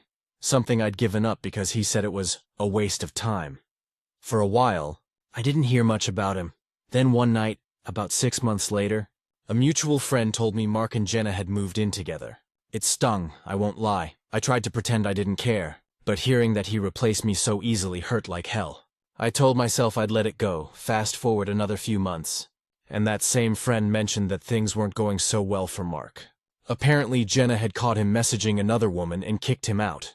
He'd been couch hopping and drinking more than usual, and here's the thing. I laughed. Like, full-on laughed. I didn't mean to. It just came out. It wasn't just that he was suffering. It was the fact that he finally had to deal with the same chaos he put me through. Since then, it's been a pattern. Every few months, I hear another story. He quit his job because of office drama. His car got repossessed. He started dating someone new, and she dumped him after a month because he was emotionally unavailable. Each time, I feel this wave of smug relief. I know it's not healthy. I know I shouldn't care anymore, but I can't help it. It feels like karma is doing its thing, slow and steady. The weirdest part is, I don't even want him back. I haven't for a long time. I'm actually in a healthy relationship now with someone who listens, respects me, and makes me feel safe. His name's Daniel, and we've been together for almost a year. He's kind in ways Mark never was, patient, warm, and genuine. But even now, whenever I hear about Mark's latest disaster, that little spark flares up. I'll tell Daniel sometimes. Just to be honest, he usually just says, "You're allowed to feel that way? You're human." But I can tell he doesn't really get why it still matters to me. Maybe it's not about Mark at all. Maybe it's about closure, because for years, I begged the universe to let me see him for who he really was. To have proof that the way he treated me wasn't okay. And now I see that proof playing out in real time. The last update I got was a couple of weeks ago. A friend told me Mark lost his job after getting into a fight with his boss. Apparently, he's been bouncing between short-term gigs, blaming everyone but himself. When I heard that, I felt this strange mix of pity and peace for so long. I carried the weight of that relationship like it was my fault. Every insult, every fight, every silent treatment. I thought I caused it. But now, watching his life spiral the way it has, I finally understand that he was the problem all along. So yeah, maybe it's petty, maybe it's not the most mature thing to admit, but I can't deny it feels good to see karma doing its job. Not because I want him to suffer, but because for the first time in years, I've moved on. I have love, stability, and peace. He has chaos, excuses, and loneliness. Maybe that's cruel to say, but it's the truth. And maybe the real reason I still pay attention to what happens to him is because every time his world falls apart a little more, it reminds me just how far I've come. It's been about 8 months since I last heard anything about Mark. And honestly, I thought that chapter of my life was closed for good. But of course, the universe has a way of testing you right when you've finally found your peace. It started with a random text. I was on my lunch break at work, scrolling through my phone, when I saw an unknown number pop up. "Hey, it's been a long time. Can we talk?" I stared at it for a good minute before it clicked. The number wasn't saved, but the tone, the phrasing, it had to be Mark. My stomach twisted, and all those old feelings I thought I'd buried started bubbling up. I didn't reply. Instead, I locked my phone and tried to shake it off. But he didn't stop. That night, he texted again. "I just want to clear the air, please." Then an hour later, "You probably hate me, but I've been doing a lot of thinking." I didn't want to give him the satisfaction of knowing I still read his messages, but curiosity got the best of me. I showed them to Daniel later that night. He read them silently, then handed my phone back. "You don't owe him a response," he said. He was right. I didn't. But part of me needed to know what he wanted. Not because I missed him, but because I wanted closure on my terms this time. So, a couple of days later, I replied with just one line. "What do you want to talk about?" He responded almost instantly. "I know I messed up. I've been going through a rough time, and I realized I treated you like crap. You didn't deserve that." If this had been a few years ago, I would have melted at that message. I would have believed every word, hoping it meant he'd finally changed. But reading it now, it just felt empty, like a script he'd practiced for sympathy. Still, I agreed to meet him, not because I wanted him back, but because I wanted to face him one last time without fear, guilt, or tears. We met at a small coffee shop downtown on a Saturday morning. I got there early, sat by the window, and told myself over and over that I was in control. When he walked in, I barely recognized him. He looked tired. The charm that used to pull everyone in was gone. His eyes were dull, his hair messy, and he had that beaten-down look of someone who'd run out of excuses. He smiled when he saw me, but it didn't reach his eyes. "Hey, Em, you look great," I just nodded. "So what did you want to say?" He sighed and leaned back like he was trying to summon the right words. "I've been thinking about us a lot, about how I treated you. I didn't realize how bad I was until I lost you." I stayed quiet, just letting him talk. He went on about how his life fell apart after Jenna, how every relationship since then had been toxic, and how he kept finding himself in the same kind of chaos. He said he'd been in therapy for a few months, trying to understand his patterns. At one point he looked right at me and said, "You were the only one who really cared about me, Em." I wish I'd seen that back then. I'll admit, it hit me, not because I believed him, but because hearing him say it out loud felt like finally getting the acknowledgement I'd waited years for. But then he said something that made my stomach turn. "I don't expect you to take me back," he said, "but I'd really like to be friends. Maybe grab dinner sometime. Catch up properly." That's when I realized what this really was. He didn't want closure. He wanted comfort. He wanted me to make him feel like a good person again. I took a deep breath and said, "Mark, I'm glad you're trying to work on yourself, but I'm not your closure. I'm not your emotional safety net. I moved on, and I'm happy now. You should focus on your own life." He nodded slowly, but I could tell he didn't like hearing it. "So that's it? After everything we had?" I looked him in the eye and said, "After everything you did, yes. That's it." We sat there for a few seconds in silence before he stood up and said quietly, "You've changed." I smiled a little. "Yeah, that was the point." He left after that. I sat there for a while, sipping my coffee and feeling this strange mix of relief and sadness. Relief because I finally said what I needed to say. Sadness because I could see how lost he still was, and how much time I'd wasted trying to save him back then. Later that night, he texted one last time. "I hope you're happy, you deserve it," and for once, I didn't feel the need to respond. I just deleted his number for good. Since then, I haven't heard a word about him. Maybe he's really getting his life together. Or maybe he's still stuck in the same loop. Either way, it's not my problem anymore. The truth is, seeing him again didn't bring me joy or vindication. It brought me peace. I realized I didn't need karma to handle him anymore, because I wasn't angry. I didn't need him to fall apart to feel better about myself. I'd already won just by walking away and building a life that doesn't revolve around his chaos. And that's when it hit me. The real revenge wasn't watching him fail. It was watching myself thrive without him. It's been almost a year since that last message from Mark, and I honestly hadn't thought about him in months.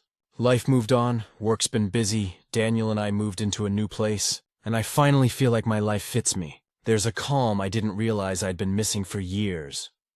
Like my brain finally stopped running on survival mode.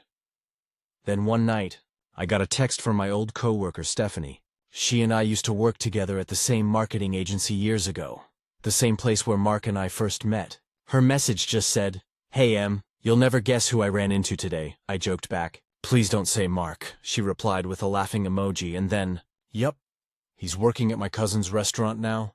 I almost didn't recognize him. I stared at the screen for a long time before I replied.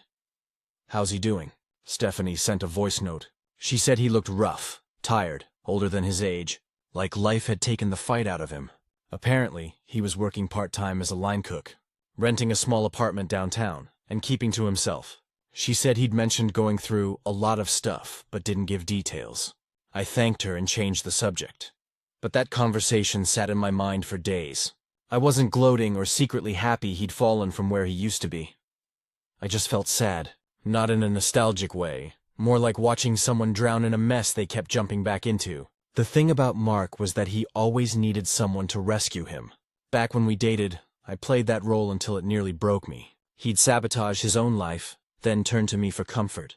When I finally stopped doing that, he never learned how to stand on his own. A few weeks later, I ran into him myself. Total accident. I was leaving a bookstore on a rainy Saturday when I saw a guy sitting under the awning across the street. Smoking, he looked familiar. Then he looked up. And it hit me, Mark. He saw me too. I froze for half a second, then gave a small nod and kept walking. But he called out, "Emily?" I turned. He looked surprised that I stopped. He smiled, but it was faint, awkward. "Hey," he said. "Wow. It's been a while." "Yeah," I said. "Almost a year," he nodded. "You look good, happier," I shrugged. "I am." He hesitated, then said quietly, "That's good. You deserve that." I didn't ask about his life, but he volunteered anyway. Said he'd left his last job after some issues, that he was trying to get his act together.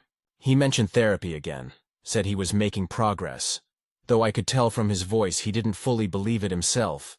Then he said something I didn't expect. "You know, I used to think people like you just got lucky, that everything came easy to you, but I get it now. You worked for it. You fought for it." That stopped me. I just said, "Yeah, I did." He nodded, looked down at the wet pavement and said, "I wish I'd done the same." There was nothing left to say after that. I told him to take care, and I meant it. Then I walked away for the last time. That night, I told Daniel about it. He just listened quietly, then asked, "Do you feel okay?" And I realized I did. Completely. For the first time since all of this started. Seeing Mark didn't bring back anxiety or resentment. I didn't replay the past or question if I could have saved him. I just saw a man who made his choices, and a woman who finally stopped carrying the weight of them. I don't know where Mark is now, and I don't need to. Maybe he'll turn things around. Maybe he won't. But I've stopped keeping score. I don't need karma to handle him anymore because life already did what it always does. It caught up, and honestly, I think that's what real closure looks like. It's not revenge, it's not regret, it's peace. It's realizing that you don't need to win over someone who already lost themselves. I used to think closure came from an apology or justice, but I was wrong. It came the moment I realized I didn't care how his story ended. Because mine was finally beginning, stories number 7. She used my favorite sauce. So I swapped it out. I know this might sound petty, but if you've ever lived with family, especially the kind who treats your stuff like community property, you'll understand exactly where I'm coming from. I, 28F, live with my aunt, Laura, 4F, and her teenage daughter, Chloe, 17F. I moved in with them last year after my apartment lease ended, and rent prices in my city got ridiculous. Laura offered me her guest room, said I could save up for a bit, and at the time, it sounded perfect. And it was for a few months. She was kind, easygoing, and we actually had fun together. But slowly the little things started. My snacks would disappear. Leftovers I'd packed for lunch would be gone, and whenever I asked about it, she'd brush it off with a casual, "Oh, I thought that was for everyone." The thing is, I don't mind sharing, I really don't. But there's a difference between offering someone a bit of what you have and watching them inhale all of it without asking. Now, here's where the sauce comes in. There's this specialty sauce I'm obsessed with. It's called Duke's Smoked Maple Chipotle. It's a small batch, craft-made sauce from a local farmer's market, and I swear it's like heaven in a bottle. I use it on everything. Eggs, burgers, chicken, even fries. It's my little joy at the end of a long day. The problem? It's also expensive. Like $12 a bottle expensive. Every few weeks, I'd make a trip across town to buy a new one. I always kept it on the top shelf of the fridge, right where I could see it. And because I knew Laura and Chloe liked to sample my food, I even wrote my name on it in Sharpie. One day, I came home after a brutal shift. 8 hours on my feet, short-staffed, dealing with customers who apparently think retail workers are punching bags. And all I wanted was to make my go-to dinner. Grilled chicken with my sauce. I opened the fridge. The bottle was gone. At first, I thought maybe I moved it. But after a minute of searching, I saw it on the counter next to the sink. Empty. Not just low, not almost gone, completely dry. I felt that hot rush of anger you get when you've been holding your tongue for too long. I yelled, "Laura, did you use my sauce?" From the living room, she called back. "Oh, that?" "Yeah, Chloe wanted to try it on her pizza rolls." "Sorry, I'll pick up another one later." I stood there, gripping the empty bottle, trying to keep my voice calm. "Laura, that sauce costs $12, and it's not sold anywhere near here. I literally have to drive 40 minutes to get it," she shrugged. "It's just sauce, Emily. Don't be dramatic." That word, dramatic, set me off. I felt like I was back in high school, being told I was overreacting for caring about something small. But to me it wasn't small. It was about respect. So I decided to teach her a tiny lesson. The next weekend, I went to the farmer's market and bought 2 new bottles of the same sauce. But before I put them in the fridge, I swapped the contents of one with this spicy ghost pepper sauce my coworker had given me as a joke. It looked almost identical. Same color, same thickness. I figured if Laura or Chloe decided to help themselves again, they'd get a little surprise. I labeled both bottles like usual, put them in the fridge, and waited. It took less than 24 hours. Sunday morning, I woke up to coughing from the kitchen, like full-on choking sounds. I walked in to find Chloe fanning her mouth with her hand, eyes watering, while Laura was filling a glass of milk for her. "What happened?" I asked, pretending not to know. Laura glared at me. "You switched the sauces." I tilted my head. "No, I didn't. I just bought 2 new ones." "Why were you using mine again?" She opened her mouth, then shut it. Finally, she said, "Because you left them right there. That's the fridge." "Laura," I said. "It's where food goes." Chloe, between hiccups, said, "That stuff should be illegal." My tongue is burning. I tried, really tried, not to laugh. Laura looked furious. "You could have hurt her," I said. "Maybe you should have asked before taking something that didn't belong to you. Just like I've asked you a dozen times not to eat my stuff." She started lecturing me about household harmony and how I should contribute without being territorial. That's when I reminded her that I do contribute. I pay rent, I buy my own groceries, I clean up after myself, but apparently, that doesn't earn me the right to have something of my own. She didn't talk to me for 2 days after that. Honestly, it was bliss. When she finally did, she said, "I think you should keep your things in your room from now on if they're that precious to you." I just nodded and said, "Sounds great, so now I have a mini fridge in my bedroom. I keep my sauces, snacks, and drinks there. It's not ideal, but it saves me the headache." Chloe gives me side-eye every time she sees me walk in with groceries, but she hasn't touched a thing since. The best part? That spicy ghost pepper bottle is still sitting in the fridge, untouched. I think they're both scared of it now. I told my coworkers about what happened, and half of them said I was justified, while the other half said I was petty. Maybe I was. But you know what? I haven't lost a single snack since, and every time I drizzle my sauce on dinner, it tastes just a little sweeter. Like victory. A few weeks after the sauce incident, things around the house had settled into this weird, passive-aggressive peace. Laura wasn't openly mad anymore, but she'd make these small comments when she thought I wasn't paying attention. Stuff like, "Some people just love creating drama over condiments," or, "Maybe if you're so protective of your sauce, you should live alone." I ignored it. Honestly, I was enjoying the quiet. My new mini fridge was the best purchase I'd made in years. I didn't have to label anything, didn't have to guard leftovers like a hawk. Life was good. Then one afternoon, I came home from work to find Chloe sitting at the kitchen table, phone in hand, giggling like she just witnessed the funniest thing on earth. "What's up?" I asked, setting down my bag. She looked up, eyes wide with excitement. This is kinda crazy, but you're on TikTok." That sentence froze me. What do you mean I'm on TikTok? She grinned. Remember when Mom burned her mouth on that sauce? I recorded part of it on my phone. Just for fun, I didn't post it right away. But then last night I edited it with the caption, "When you steal your aunt's food and karma hits immediately." It blew up. It's at like 400,000 views. My jaw dropped. You recorded that? She nodded, showing me the video. Sure enough, there it was. Laura coughing and fanning her mouth. Me walking in with the most confused expression. And Chloe wheezing with laughter in the background. The caption had fire emojis and everything. The comments were brutal. That aunt got what she deserved. Don't mess with someone's sauce. This is the kind of petty justice I live for. Part of me was horrified, but another part, the tired, fed-up part, wanted to laugh. I didn't tell her to take it down because honestly, the video didn't make me look bad. If anything, it made Laura look ridiculous. But Laura found out about it the next morning. I was in my room getting ready for work when I heard her yell, "Chloe, what is this?" There was a pause, followed by Chloe's mumbled, "It's just a TikTok." Laura stormed down the hall, phone in hand, and banged on my door. "Emily, can you explain why there's a video of me choking on hot sauce going viral online?" I took a deep breath, opened the door, and said as calmly as I could, "You'd have to ask Chloe. I didn't post it." Chloe peeked out from behind her mom. "Mom, it's not that deep."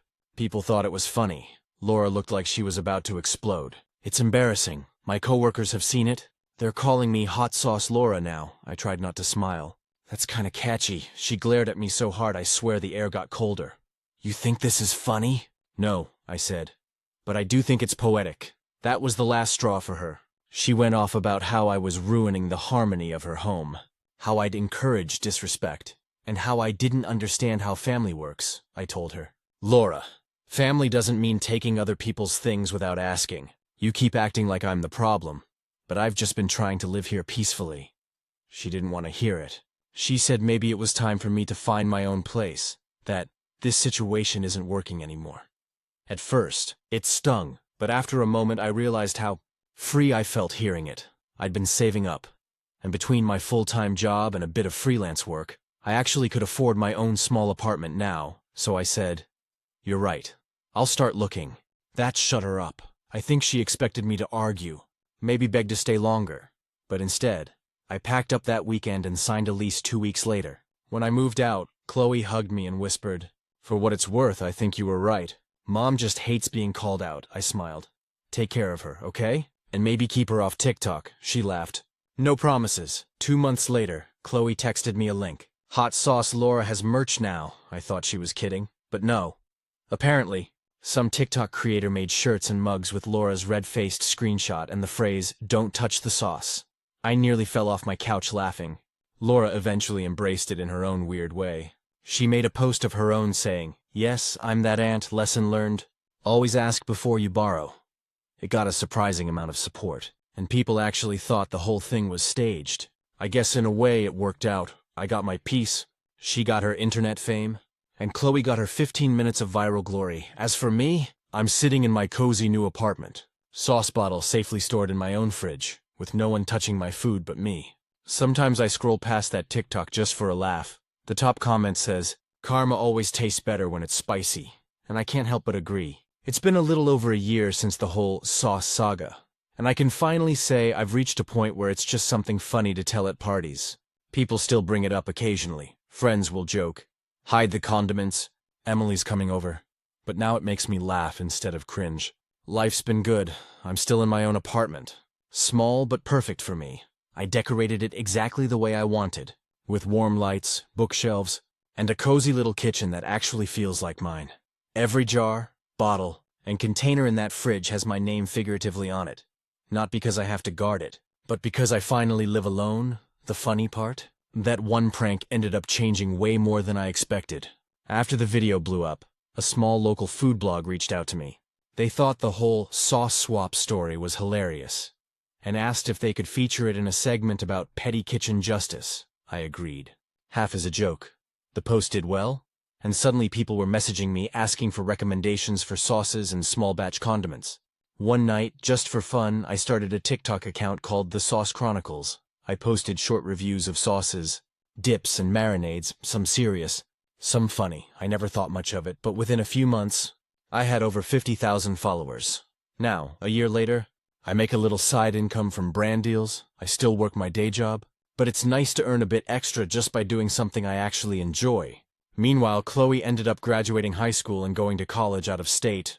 She still follows my account and comments every now and then, always something like, "Proud to be the original sauce niece?" I can't even be mad about it. She was a kid. And honestly, she handled the whole mess better than her mom did. As for Laura, I hadn't heard from her in months. After I moved out, we basically stopped talking. Every now and then, Chloe would give me updates. That her mom was still working the same job, that she got a dog, that she occasionally mentioned missing the good old days. Then, out of nowhere, Laura called me last week. I almost didn't pick up. I stared at her name flashing on my phone for a good 10 seconds before answering. "Hey," she said, sounding unsure. "It's been a while." "Yeah," I said. "How are you?" She laughed softly. "Honestly? Embarrassed. I've been meaning to call you for months, but I didn't know what to say. That caught me off guard." "What made you call now?" She sighed. "Chloe showed me one of your videos. The one where you reviewed that habanero peach glaze. You looked happy, and I realized I never really told you I was sorry. About the sauce. About the way I treated you. About everything." I didn't say anything for a second because, honestly, I didn't know what to say. It was the first real apology she'd ever given me. She continued, "That whole thing, the video, the comments, it made me look at myself. People online were calling me entitled, and at first, I wanted to scream that they didn't know me, but the truth is they weren't wrong. I was used to doing whatever I wanted in my own house. I didn't realize how selfish that was." Her voice cracked a little when she said, "I'm sorry, Emily." And just like that, I felt the weight of all that old frustration finally loosen. "I forgive you," I said. "Honestly, I let it go a long time ago. I just needed space," she laughed softly. "Well, you got plenty of that." We talked for a while after that. Nothing heavy. Just small talk about Chloe, the dog, the usual. It felt normal, easy even before we hung up. She said, "You know, you were always a bit too independent for this family." I used to think that was a bad thing. But now I think I just didn't understand it. That stuck with me. Later that night, I went to the farmer's market for old time's sake. The same vendor was still there, selling my favorite Duke's smoked maple chipotle sauce. He recognized me immediately. "Hey, you're the TikTok girl, right? The sauce swap story?" I laughed. "Guilty." He handed me a bottle and said, "This one's on the house. Thanks for the publicity." When I got home, I cooked dinner, grilled chicken, roasted veggies, and that sauce drizzled just the way I like it. I sat down at my little kitchen table, the city lights glowing outside my window, and felt this calm I hadn't had in years. It wasn't about the sauce anymore. It was about boundaries, respect, and learning to protect my peace without feeling guilty for it. And the craziest part, that ridiculous moment, standing in a kitchen holding an empty bottle and trying not to scream, ended up being the turning point that pushed me toward a happier, more independent life.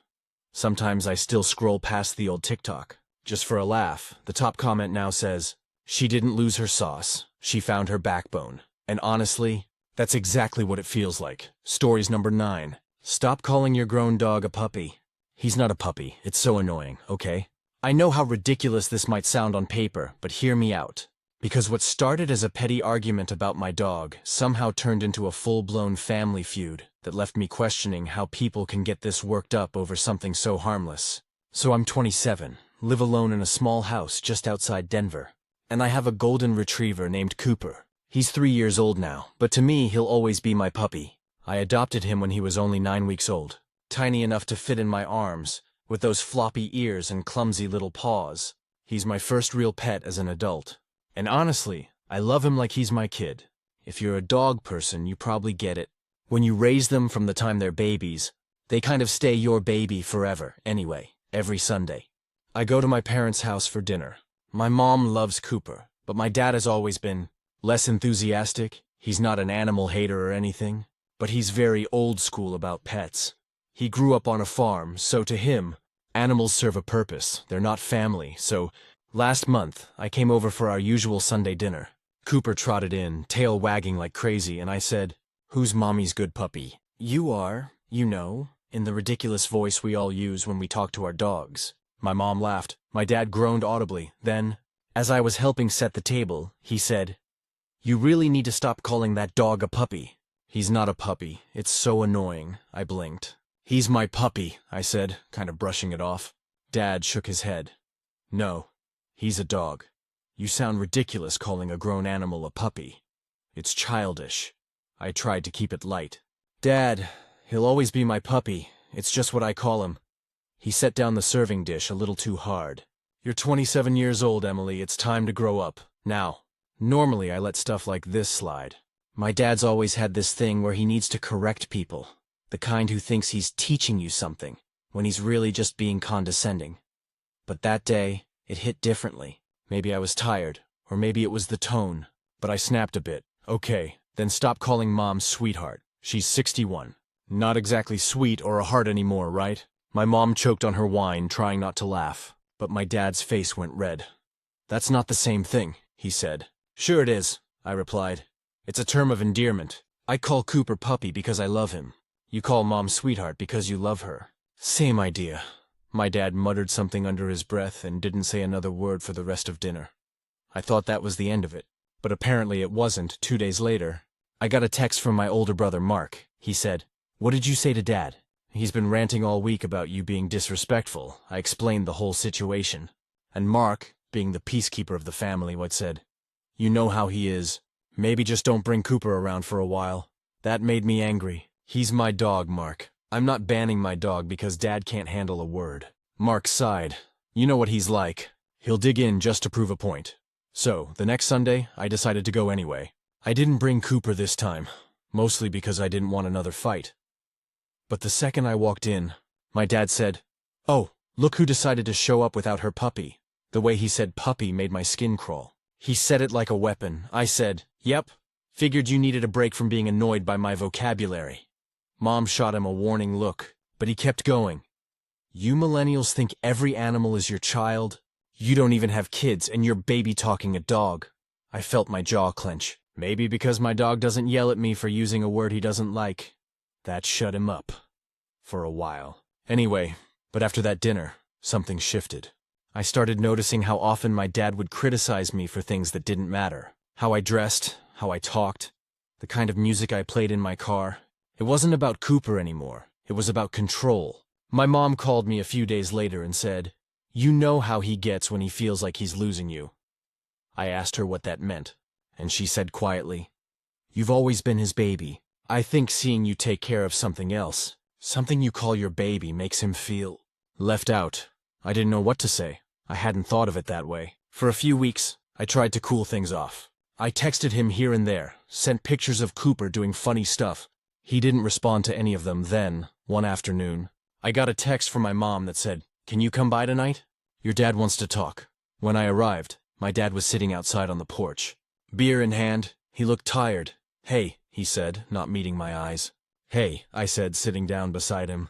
We sat in silence for a while before he said, "You know, when you were a kid, you used to run around the yard with that mutt Grandpa gave you. Remember him? That dog used to chew everything." I smiled. "Yeah, Max." He nodded. "When Max died, you cried for days. You wouldn't even go to school. I thought it was silly at the time. But now I get it." He took a sip of his beer. Still not looking at me.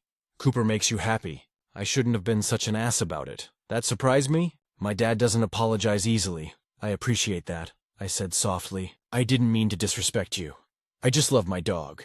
He finally looked at me then and said, "You can call him whatever you want. Just don't expect me to talk baby talk to him." I laughed. "Deal." We didn't hug or anything. My dad's not the hugging type. But the air felt lighter after that. Now every Sunday, Cooper comes with me again. My dad still pretends to be annoyed when I call him puppy. But sometimes, when he thinks I'm not looking, I catch him sneaking Cooper a treat or patting his head. Last week I even heard him say, "Come here, buddy," in this soft voice I've never heard from him before. He looked at me right after and said, "Don't start." I didn't. I just smiled. Because maybe he'll never call Cooper a puppy. But for someone like my dad, that's close enough. And honestly, that's all I need. A few months passed since that awkward truce between my dad and me. Things had settled down. Mostly, Cooper was back to being part of the Sunday routine. And my dad had even started saving leftovers for the dog, which was hilarious because he used to say he'd never have a pet in his house. But despite that surface peace, there was still this quiet tension. You know when you make up with someone, But you both know there's more under the surface that hasn't been said? That was us. It all came to a head around Thanksgiving. I had offered to host that year for the first time ever. It felt like a grown-up milestone, having my own place, my own table, my own dishes that didn't come from a discount bin. Mom was thrilled, and even my dad agreed, though he said, "We'll see how it turns out," in that skeptical dad way. The week before Thanksgiving, I went all out, planned a menu, cleaned the house, decorated, and even bought Cooper a little bandana that said, "Official Taste Tester." Mark and his wife, Jenna, were driving in from out of town, and they decided to stay with me since I had the space. The night before Thanksgiving, we were sitting in the living room watching football, and Cooper was asleep with his head in my lap. Jenna leaned over and whispered, "I swear, your dad's gonna make a comment about that tomorrow." I sighed. "Yeah, probably. He's been better lately. But he still rolls his eyes when I say puppy." She smiled. "Honestly, I think it's kind of sweet that you still call him that. It's not about the dog, it's about love." Thanksgiving morning, my parents showed up around 10 a.m. Mom immediately complimented how clean my place was, then hugged Cooper like she was greeting a grandchild. Dad walked in, looked around, and said, "So, this is where all your money goes, huh?" Classic. But here's the thing. I wasn't going to let him ruin it. Not this time. Everything went smoothly until dinner. The table was full, everyone was laughing, and Cooper was lying quietly near my chair. Then, out of nowhere, my dad looked right at me and said, "So, when are you going to stop treating that dog like your kid and have a real one?" It was like someone had hit a mute button on the whole room. I froze. Mark looked panicked. Jenna's fork hovered mid-air, and Mom said quietly, "Bob." In that warning tone only wives can pull off, I took a slow breath and said, "You know what, Dad? Cooper is my kid. I don't know if I'll ever have children, but that doesn't make my love for him any less real." He scoffed. "You can't compare a dog to a human." "Maybe not," I said, keeping my voice calm. "But he's loyal, kind, never judgmental, and he's always there when I need him." "Can you honestly say that about most people?" Mark choked on his wine, trying not to laugh, and Mom pressed her lips together. Fighting a smile, Dad stared at me for a moment, then looked down at his plate. "You always have to have the last word," he muttered. I could have left it there, but something inside me said no. I'd spent years letting him pick at me. At everything from how I talked to the way I lived my life. I wasn't doing that anymore, so I said, "No, I just have words you don't like hearing. That's different." The silence that followed was thick enough to chew. Eventually, Mom changed the subject and we all moved on. Though the air was still tense, after dinner, everyone went into the living room for dessert and football. Dad stayed in the kitchen helping Mom clean up, or so I thought. About an hour later, I went to grab more wine and found my dad sitting on the back steps. Staring at the yard, Cooper was sitting right next to him. Tail wagging, I hesitated in the doorway. Dad said without turning around, "You really do love that dog, huh?" "Yeah," I said. "More than I can explain." He nodded slowly. "When I was your age, I had this old hound, Duke. He followed me everywhere. I'd be fixing fences or hauling feed, and he'd just trot along beside me. I didn't talk to anyone back then. Not really. Your granddad and I didn't get along, but that dog, he just listened. Didn't care if I was angry or tired or quiet." He paused. "When he died, I told myself I'd never get attached to an animal again. Felt stupid for caring that much. I didn't know what to say. I'd never heard him talk like that." He sighed. "So maybe I've been too hard on you about Cooper. It's not about the dog, it's about, I don't know, watching you have something I pushed away a long time ago." I sat down next to him. "You could still have that, you know." He smiled faintly. "Your mom's allergic now. Guess I missed my chance." We sat there for a while. The three of us, me, him, and Cooper. It wasn't some big emotional moment, but it was quiet, understanding. Before heading home that night, Dad patted Cooper's head and said, "You're a good boy, huh? You keep taking care of her." It was small, but it meant everything. Since then, he's been different. Not perfect. He still makes his little comments. But now they come with a smirk instead of a sneer. He even bought Cooper a new collar for Christmas. On the tag, it says, "Cooper, Emily's puppy." I teared up when I saw it. He acted like it was no big deal, but I caught him smiling when I hugged him. It took months of arguing, awkward dinners, and one heartfelt conversation on the porch. But I think we finally understood each other. And now every time I hear my dad call out, "Where's that big puppy of yours?" I just smile, because maybe it wasn't about Cooper at all. Maybe it was just about love, the way it grows, changes, and surprises you, no matter how old you are. It's been a full year since that Thanksgiving dinner, and honestly, I didn't expect things to turn out the way they did. What started as a stupid argument about me calling Cooper a puppy ended up reshaping my entire relationship with my dad, and with myself too, if I'm being honest. So here's where we are now, after the holidays. I started spending more time with my parents, not out of guilt, but because it finally felt easy. No walking on eggshells, no snide remarks, no, "When are you getting a real job or a real kid?" lectures. Just normal, sometimes awkward, but mostly peaceful family time. And Cooper? He's become the family mascot. I don't even know when it happened. But somewhere along the way, my dad started softening more than I ever thought he would. The man who once complained that dogs were messy, needy animals now keeps a jar of dog treats in the kitchen labeled "For Cooper." I swear, the first time I saw it, I almost laughed out loud. But the real shift came this past spring. My mom called one afternoon and said, "Hey, your dad wants to do something special for you and Cooper. Can you come by this weekend?" When I showed up, my dad led me out to the backyard, where there was this brand new doghouse. Huge, insulated, with a shingled roof, and painted the exact same color as their house.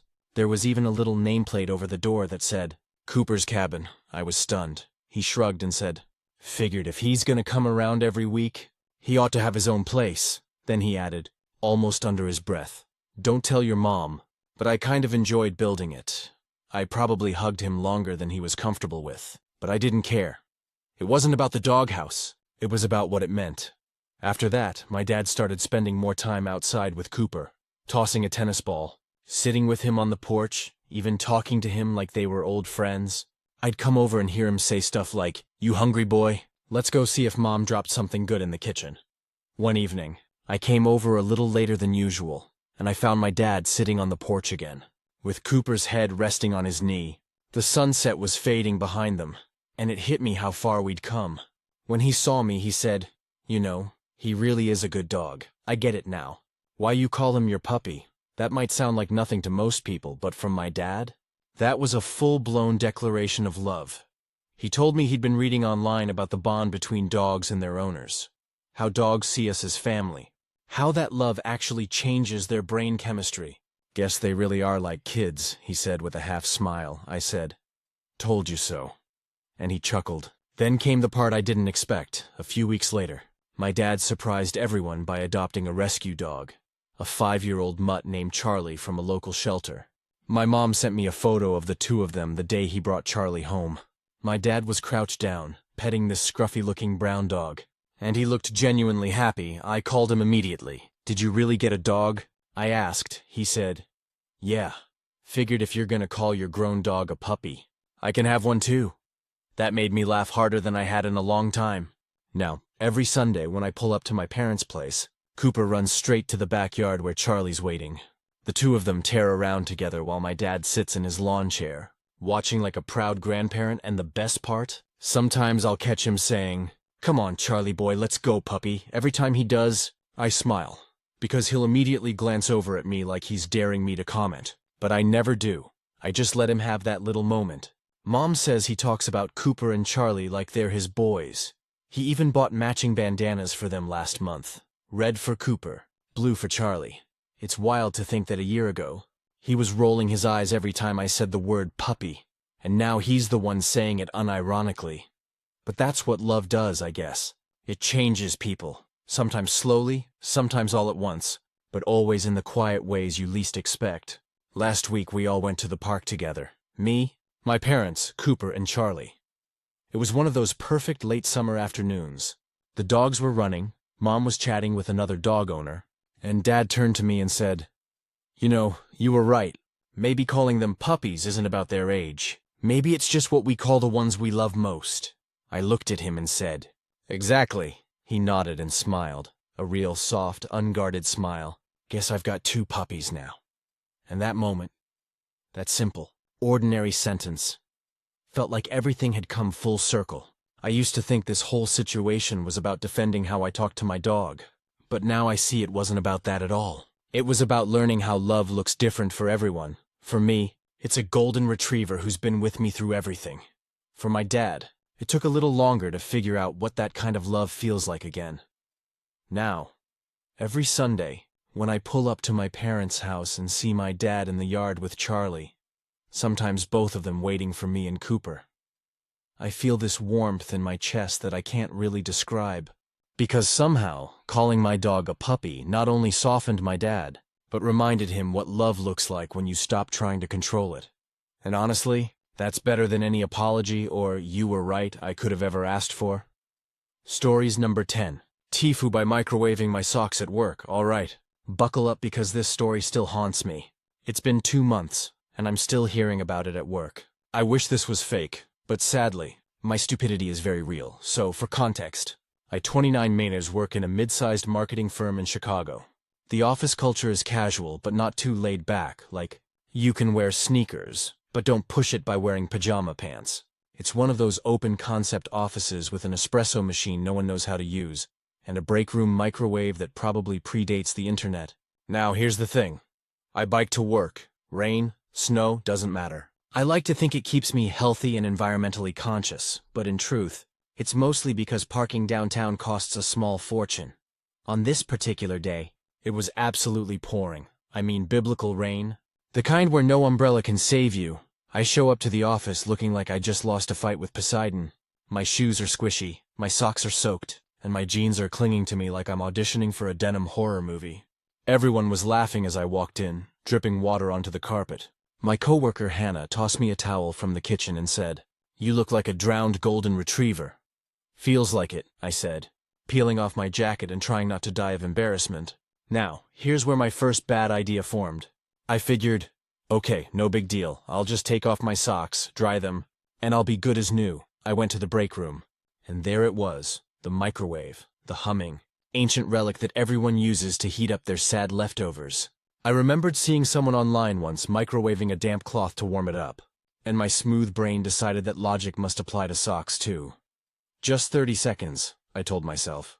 Maybe a minute. So I wring out the socks, lay them neatly on a paper towel, and pop them in the microwave. I hit 1 minute and 20 seconds, because apparently I thought I was some kind of textile scientist. The first 30 seconds were fine. I was feeling smug, even proud. Then I started to smell something. Odd, like a mix of burnt popcorn and gym locker. By the 40-second mark, smoke started curling out of the microwave vents. Before I could react, the fire alarm went off. Cue chaos. Everyone starts looking around, panicking, and then they see me, standing in front of the microwave, holding a pair of smoking socks with tongs like I've just discovered fire. "What did you do?" shouted Ben, our office manager, sprinting over. I was drying them," I stammered. Waving the tongs helplessly, he just stared at me, speechless, before bursting out laughing. "You tried to microwave your socks. I thought it'd be faster than waiting." Meanwhile, Hannah was doubled over laughing, filming the entire thing for our office group chat. By then, the sprinklers hadn't gone off, thank God, but security came up from downstairs to make sure nothing was actually burning. When they opened the microwave, it looked like a crime scene. My socks were blackened, curled up and slightly melted. The smell, dear God, the smell. Burnt polyester and shame. The security guy, Tony, just looked at me and said, "Son, what possessed you to put clothing in a microwave?" I mumbled, "I saw it on TikTok." Tony blinked. "And you believed it?" Listen, I had no defense. Everyone was watching. My boss, Marcy, came out of her office with this expression like she couldn't decide whether to fire me or nominate me for a Darwin Award. By the end of the ordeal, the building maintenance team had to air out the floor, and the smell lingered for days. Days. Every time someone microwaved their lunch, the faint aroma of charred socks would return like a curse. Of course, I became Sock Guy. It started as a joke. Then it evolved into my permanent nickname. People would send me photos of socks, memes about fire safety, and even a pair of microwave-safe socks as a gag gift during Secret Santa. The worst part?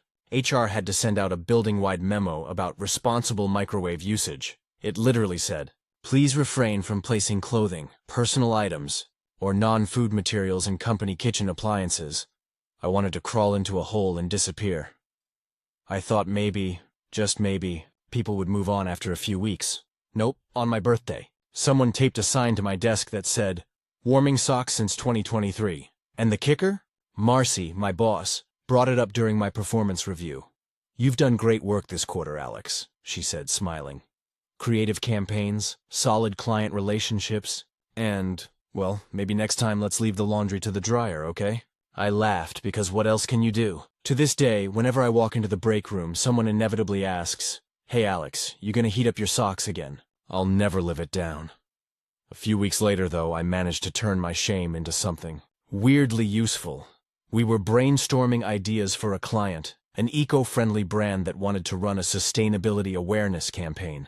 I pitched a tongue-in-cheek slogan inspired by my disaster. Don't burn out, dry smart. Everyone loved it. The campaign went viral. Now, it's a running joke that my greatest professional success came from the dumbest thing I've ever done. Every time I pass the microwave, I still hesitate, not out of fear, but out of respect.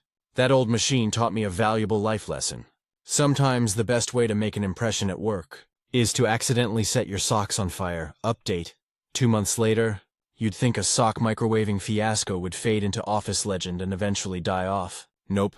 It somehow got worse before it got better. It started about a week after the fire alarm incident. I was finally starting to relax again, thinking maybe people had gotten tired of the sock guy jokes. Then one morning I walk into the office, and someone's taped a photo of burnt socks above the microwave. Not my socks, thankfully, but some crispy-looking ones printed in black and white with the caption, "In loving memory of Alex's socks. Taken too soon. It was laminated. Someone laminated it." Everyone thought it was hilarious. Everyone except me and probably HR. I tried to be a good sport, but it became impossible when the picture somehow got shared outside our department. People from finance started popping by just to peek at the memorial, and then came the next wave of chaos. Remember how Hannah filmed the whole thing for the group chat? Yeah, it turns out she had also posted a short clip to her personal TikTok. She didn't tag me or the company, but someone in the comments recognized our office background. Within a week, it had a few 100,000 views under the caption, "When your coworker tries to microwave his socks at work," there I was, in all my soggy, panicking glory, forever immortalized online. The comments were brutal but hilarious. Bro tried to make hot pockets but with feet. This man put the fire in fire hazard. Sock guy deserves a raise for entertainment value alone. I wanted to crawl under my desk. HR called me in for a quick chat. Thankfully, not disciplinary. Just for awareness, Carla, our HR manager, had this gentle but exhausted tone, like she was talking to a golden retriever who chewed the couch cushions again. "Alex, we've seen the video. It's not a great look for the company, but it could have been worse. Just please. No more microwaving clothing. I swear I've learned my lesson," I said. "I'm basically terrified of microwaves now," Carla smiled. Almost pityingly, we figured after that, things should have gone back to normal. But the internet had other plans. A local radio station picked up the TikTok and did a "dumb things people do at work" segment. Guess who was their opening story? Yep. Me, Evan, my best friend from college who works across town, texted me, "Dude, are you the sock microwave guy on 94.9 FM right now?" I wanted to die, but the craziest part? My boss, Marcy, somehow spun this disaster into positive PR. She called a company-wide meeting and said, "If we can turn a fire alarm into a viral story, imagine what we can do intentionally." Then she looked right at me and said, "Alex here accidentally gave us the best lesson in workplace branding. Own your mistakes and make people laugh." So, yeah. She turned my humiliation into a training session about authenticity and humanizing our brand. Everyone clapped. After that meeting, Hannah pulled me aside. "Hey, don't hate me for posting that, okay?" "It kinda blew up," I sighed. "Yeah, I know. I'm just hoping this doesn't follow me for life," she grinned. "Oh, it definitely will." To be fair, she wasn't wrong. I've now been invited to every team-building event as the unofficial mascot, our holiday party theme. Warm and toasty, they literally gave out branded office socks with tiny embroidered microwaves on them. The kicker came last week when a potential client came in for a meeting. During introductions, the lead rep said, "Wait, you're that Alex? The microwave sock guy?" I froze, ready for the floor to open up beneath me. But then he laughed and said, "Dude, you're a legend. That video cracked me up. My whole team saw it." I think that's when I stopped being embarrassed and just accepted it. I was no longer just sock guy, I was the sock guy. And weirdly enough, it's helped me. People remember me. Clients find it funny. My coworkers adore teasing me. But they also treat me like the good-natured chaos mascot who can laugh at himself. I even leaned into it. During our last brainstorming session, I pitched a social media campaign around office mishaps turned marketing moments. The slogan? Mistakes happen. Just don't microwave them. Marcy actually approved it. Sometimes, I walk past the break room and see that laminated sock photo still hanging above the microwave. I've thought about taking it down a dozen times, but every time I do, I stop myself because honestly, it reminds me of how much things have changed. That day, I was just some awkward guy trying to dry his socks. Now I'm the guy everyone remembers. It's ridiculous, humbling, and kind of hilarious all at once. If you told me 2 months ago that almost burning down my office would somehow make me more confident, I'd have laughed in your face. But now I get it. You can screw up massively, embarrass yourself publicly, and still come out the other side just fine. Maybe even better. Also, for the record, I've since purchased a small desk heater for emergencies. I named it the Sock Saver, and yes, everyone knows about it. Final update, 1 year later. It's been a full year since the incident, as my coworkers lovingly call it, and I can't believe how much my life changed because of one pair of soggy socks. The photo of the burnt socks is still hanging above the office microwave. Only now, it's framed. Someone even added a tiny gold plaque at the bottom that reads, "Inspiration can come from anywhere, even a bad idea." At first I thought it was a joke, but now, it's practically part of company lore. Let me rewind a bit. A few months after the video went viral, we started getting weirdly positive attention online. Other marketing teams began commenting on our posts, referencing sock guy energy whenever one of our campaigns went viral. Somehow my dumb mistake became a running theme for creativity, resilience, and, apparently, authentic branding. Then, out of nowhere, Marcy called me into her office. She told me a local creative conference wanted to book me for a panel called "Turning Workplace Fails into Wins." I thought she was joking. She wasn't. I almost said no. I'm not exactly the public speaker type, but Marcy insisted it would be great exposure for the company. And, well, it was. I stood on stage in front of about 200 marketing professionals and told the story of how I nearly burned down an office microwave trying to dry my socks. They laughed. Like, really laughed. When I finished, people lined up afterward to talk to me. Some just wanted to say it was the funniest presentation of the conference. But a few told me something that really stuck. One woman said, "It's weird, but that story reminded me that we're all just human at work. I've been terrified of messing up, and your story made me feel less afraid." That's when it clicked. I'd spent so long feeling embarrassed about it. But maybe the whole point was that failure connects us. It's what makes us relatable. From there, things snowballed. Our agency started getting inquiries from new clients who said they'd seen my talk or the TikTok clip and wanted to work with the team that doesn't take itself too seriously. Our reputation changed. From a quiet little office to this vibrant, creative hub that actually felt alive. I even got a promotion. Marcy created a new position for me. Creative brand lead. The title still makes me laugh, considering it all started with microwaved socks. At home, my wife Lindsay, the same one who texted me, "You what?"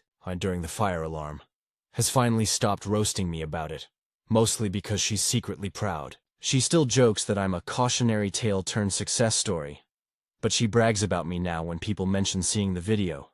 "Oh yeah," she'll say casually, "that's my husband, the sock guy." She even made me a mug for Christmas that says, "World's Best Sock Cooker." I use it every morning. As for Hannah, the one who posted the original clip, we actually became close friends through all this. She ended up helping me produce a few short-form videos for our company page, turning funny office mishaps into mini lessons about workplace culture. One of them even hit 1 million views, on purpose this time. The irony isn't lost on me. The thing that almost got me fired ended up shaping my entire career. And honestly, I learned something about myself through it all. I'd spent years blending into the background, playing it safe, afraid of standing out. I thought invisibility was security. But being the sock guy forced me into the spotlight, and it wasn't so bad after all. I learned how to laugh at myself, how to own a mistake instead of hiding from it, and how sometimes the most embarrassing moments can become the most defining ones. Last week, I was cleaning out the office storage room and found the actual pair of socks from that day. I'd shoved them in a box after everything went down and forgotten about them.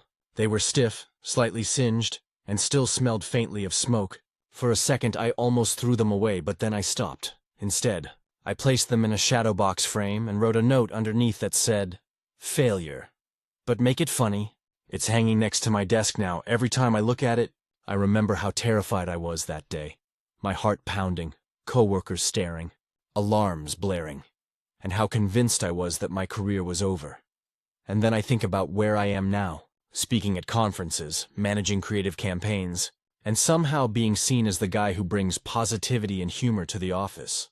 Not bad for someone who just wanted warm socks. So, to anyone out there who's made a stupid mistake at work, set off alarms, spilled coffee on a client, hit reply all by accident, just know, it's not the end of the world.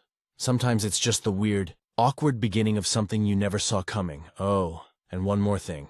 I've officially been banned from using the office microwave. Not because of safety issues, just because it's now considered a historical artifact. They put a sticky note on it that says, "Do not use, sock guy touch this." I think I earned that. Stories number 11. He wanted to turn my backyard into his business space. When I bought my first home 2 years ago, I thought it would be the start of peace and independence. After years of saving, cutting corners, and working late nights as a nurse, I finally managed to buy a little 2-bedroom house with a modest yard in a quiet neighborhood in Colorado. It wasn't much, but it was mine. I'd finally escaped the endless cycle of roommates, apartment noise, and rent hikes. For the first time in my life, I could breathe. My dad, Rick, was proud when I closed on the house. Or at least, that's what he said at the time. He's one of those old-school guys who grew up believing that hard work means you deserve a say in other people's lives, especially your kids. We've had a rocky relationship, mostly because of his need to control everything. But after years of distance, I thought we were on better terms. That illusion shattered a few months ago. It started innocently enough. My dad came over one Saturday to help me assemble a garden shed I'd bought from Home Depot. He'd been laid off earlier that year from his job managing a small moving company, and I thought spending time together might cheer him up. While we worked, he kept talking about how he'd always wanted to start his own business. Something hands-on and independent. At first, I thought it was just small talk, but a few weeks later, he showed up again. This time with blueprints. "I've been thinking," he said, setting them down on my dining table. "I could start a small handyman and furniture repair business right here. I'll work out of your backyard. It's perfect, good sunlight, flat space, and you don't use it much anyway." I blinked at him. "What?" He grinned, clearly expecting me to be excited. "It's genius, right? I'll set up a little work tent, maybe build a small shed extension. Nothing big, clients can drop off stuff here, and I'll do all the repairs myself." I thought he was joking. "He wasn't, Dad," I said slowly. "You can't run a business out of my backyard." He frowned, confused, like I'd just told him I hated puppies. "Why not? You've got the space. It's not like I'm asking for money." "Because this is my home," I said. "You can't have random clients showing up here. My HOA doesn't even allow home-based businesses with outside traffic." He rolled his eyes. "Those HOA rules are suggestions, not laws. You millennials are too scared of bending a few rules back in my day." I cut him off. "It's not happening." He didn't take it well. He accused me of being ungrateful, said he'd raised me to respect hard work, and that I was too good for family now that I had my own place. He stormed out, muttering that he'd find another way. I thought that was the end of it. A week later, I came home from a long shift and found him in my backyard. He'd somehow gotten in using the spare key I gave him for emergencies. There he was, hammering together a wooden frame on my patio. "What the hell are you doing?" I yelled. He didn't even look up. "Just getting a head start on the workshop. You'll thank me later." I marched over and pulled the hammer from his hand. "No, absolutely not. You're trespassing." That got his attention. He stared at me like I'd slapped him. "Trespassing? On my daughter's property?" "Don't talk to me like I'm some stranger," I told him again, firmly, that he had no right to build anything on my property without my permission. He blew up, said I was selfish, that he was just trying to build something for himself after being discarded by the system, and that I didn't understand what it's like to start over at his age.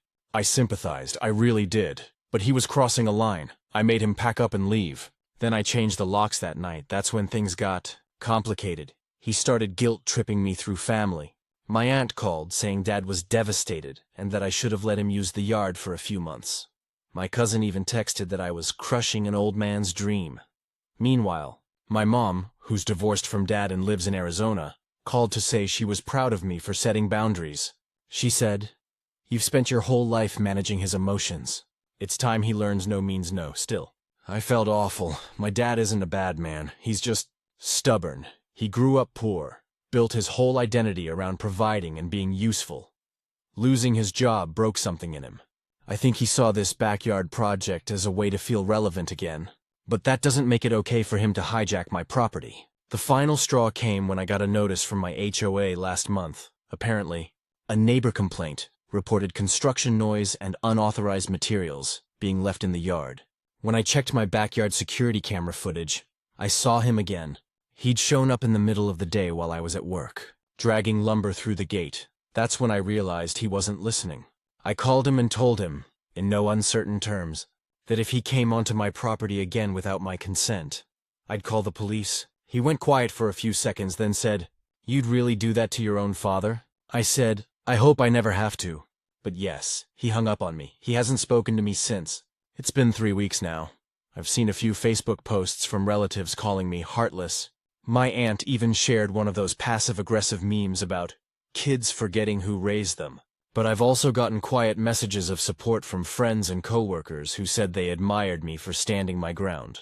Still, I feel this gnawing guilt every time I look at my backyard. There's a faint patch of sawdust where he started building that frame, and sometimes I just stand there staring at it.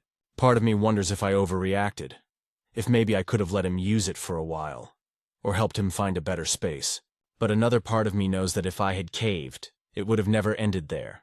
My dad has a pattern of taking a mile when you give him an inch. He doesn't see it as disrespect. He just assumes his needs take priority.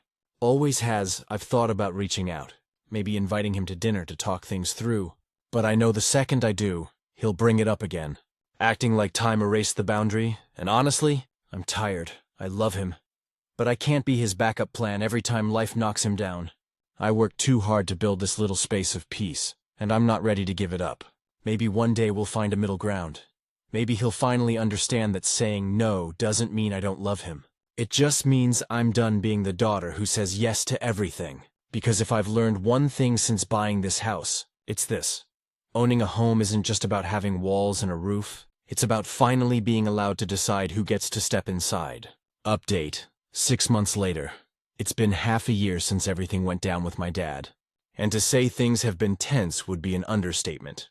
We didn't talk for nearly 4 months after I told him not to use my backyard for his business. No calls, no texts, nothing but an awkward silence filled with family gossip and subtle Facebook jabs. For a while, I honestly thought that was it, that our already fragile relationship had finally broken for good. But in late spring, he called. It was a Thursday evening. I was cooking dinner, half watching a cooking show, when his name popped up on my phone. I froze. The last time we spoke, his voice had been full of anger and disappointment. But something in me said, answer it, so I did. "Hey, kiddo," he said softly. I almost didn't recognize his tone. It wasn't defensive or bitter. It was tired, defeated. He told me he'd gotten a part-time job at a local hardware store. Said it wasn't much, but it was something to keep him busy.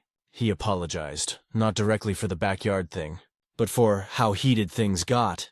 It was the closest thing to an olive branch I was going to get. I told him I appreciated it, and that I was glad he was doing better. We talked for a bit. About work, about my garden, which is thriving now that I actually use it for, plants and not unauthorized construction projects. For the first time in months, the conversation felt normal, but I could tell something was brewing. A few weeks later, he asked if we could have lunch, just to catch up. I agreed. We met at a diner near his apartment, and it started off fine. We laughed about how I'd burned a batch of cookies trying to impress a date, and he told me about the weird customers he gets at the hardware store. Then he brought it up, so, "Remember when I wanted to start that little handyman business?" he said casually, stirring his coffee. "Well, I've been thinking. It's still a good idea. I just went about it the wrong way last time." I tensed immediately. "Dad." No, he interrupted, hands raised. "Hear me out. I found a small storage unit on the edge of town. It's not much space, but I can rent it for a decent price. I just need a few tools and maybe a small loan to get started." "Not a gift, a loan." I sat back, exhaled slowly, and told him I'd think about it. I wanted to be supportive, but I also knew how easily financial help could become emotional leverage with him. That night I called my mom. She sighed and said, "You know how your father is. He doesn't know how to feel useful unless he's working on something. But be careful, honey. Don't let guilt guide your decisions." I didn't sleep well that night. The next day, I met him again and gently told him I couldn't loan him the money. I offered to help him look into community grants or small business programs instead. I thought I was being fair. He didn't. He got quiet, then his face hardened. "You think I can't handle it, don't you? That I'll screw it up?" I told him that wasn't it. I just didn't want money to get between us again. But he couldn't let it go. "You've got your house, your job, your fancy car. I'm not asking for a handout, just a little faith." I told him I had faith in him, but not in this particular plan. That maybe right now wasn't the time. He didn't yell, that almost made it worse. He just looked at me for a long time and said, "You sound just like your mother," before leaving. We didn't speak again for another month, then something unexpected happened. One of his old co-workers reached out to me through Facebook, apparently. My dad had started fixing furniture for people in his apartment complex. Free of charge at first, just to build trust. Eventually, people started paying him in cash. He turned the little covered carport behind his building into a tiny workshop. When I called to check in, he sounded proud, but not in a braggy way. More like he'd finally found a way to stand on his own again, he said. "Guess I didn't need your yard after all," I laughed and said. "Guess not."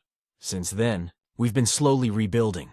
It's cautious, like walking across a frozen lake, but it's progress. He even came over for dinner last weekend. The first time he'd been at my house since everything happened. When he arrived, he stood in the backyard for a long moment, looking around.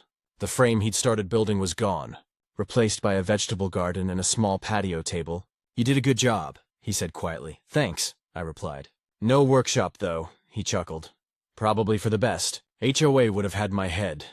It was the first time we could joke about it. Before he left, he handed me a small wooden birdhouse. "Made it myself," he said. "Don't worry. I built it in my workspace." We both laughed. It's strange how something so stupid, like arguing over a backyard, can dig up so much old baggage. The real fight was never about the space. It was about control, about him feeling left behind and me finally stepping out from under his shadow. I know we're not fully healed. There are still moments where I feel that old tension rising, where I sense him testing boundaries in small ways. But now, I think he understands that I'm not the little girl who said yes to everything. I'm an adult with a life of my own, and he's learning to respect that. And I'll give him credit. He's trying. That's more than I could have hoped for 6 months ago. Funny enough, the birdhouse he gave me now hangs on the old tree in my yard. A bluebird actually built a nest in it last week. Every morning when I see it, I think about my dad, how stubborn, frustrating, and sometimes infuriating he can be. And how, in his own messy way, he's still trying to build something that lasts. Maybe that's what love looks like for us now. Not perfect, not easy, but real. Final update, 2 years later. It's been almost exactly 2 years since the whole backyard business saga, and I can honestly say that time has changed everything between my dad and me. Not in the dramatic, movie-ending way, no big tearful reunions or "you were right" speeches, but in a slow, quiet, earned kind of way. When I first wrote about all this, I was angry and tired. I wanted boundaries, peace, and distance now. I understand that what I really wanted was balance. A relationship where I could love my dad without losing myself in the process. And somehow, we got there. A lot has happened since that last update. My dad's little furniture repair gig actually took off. What started as a few free jobs in his apartment complex turned into something real. Word of mouth spread fast, and within a year, he was renting a small workshop behind an antique store downtown. He called it Rick's Restorations. Simple, honest, very him. When I stopped by the first time, I didn't know what to expect. I half thought he'd be embarrassed or defensive. But when I walked in, he looked up from an old rocking chair he was refinishing, his hands covered in sawdust, and said, "Look who finally decided to visit the Empire." I laughed. But honestly, it felt emotional seeing him that way.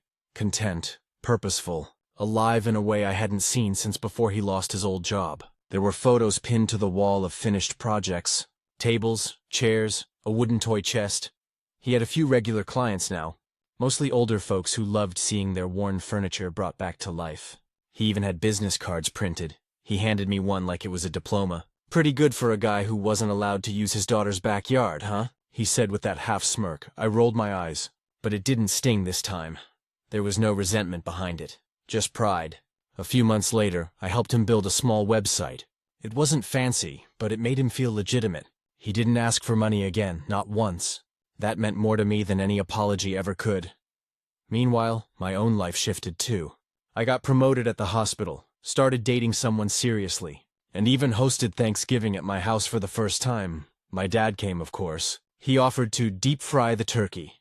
and I very politely told him he was banned from operating any appliance near my property ever again. He laughed so hard he nearly dropped the gravy boat. But the real turning point came last spring. I was having my backyard redone.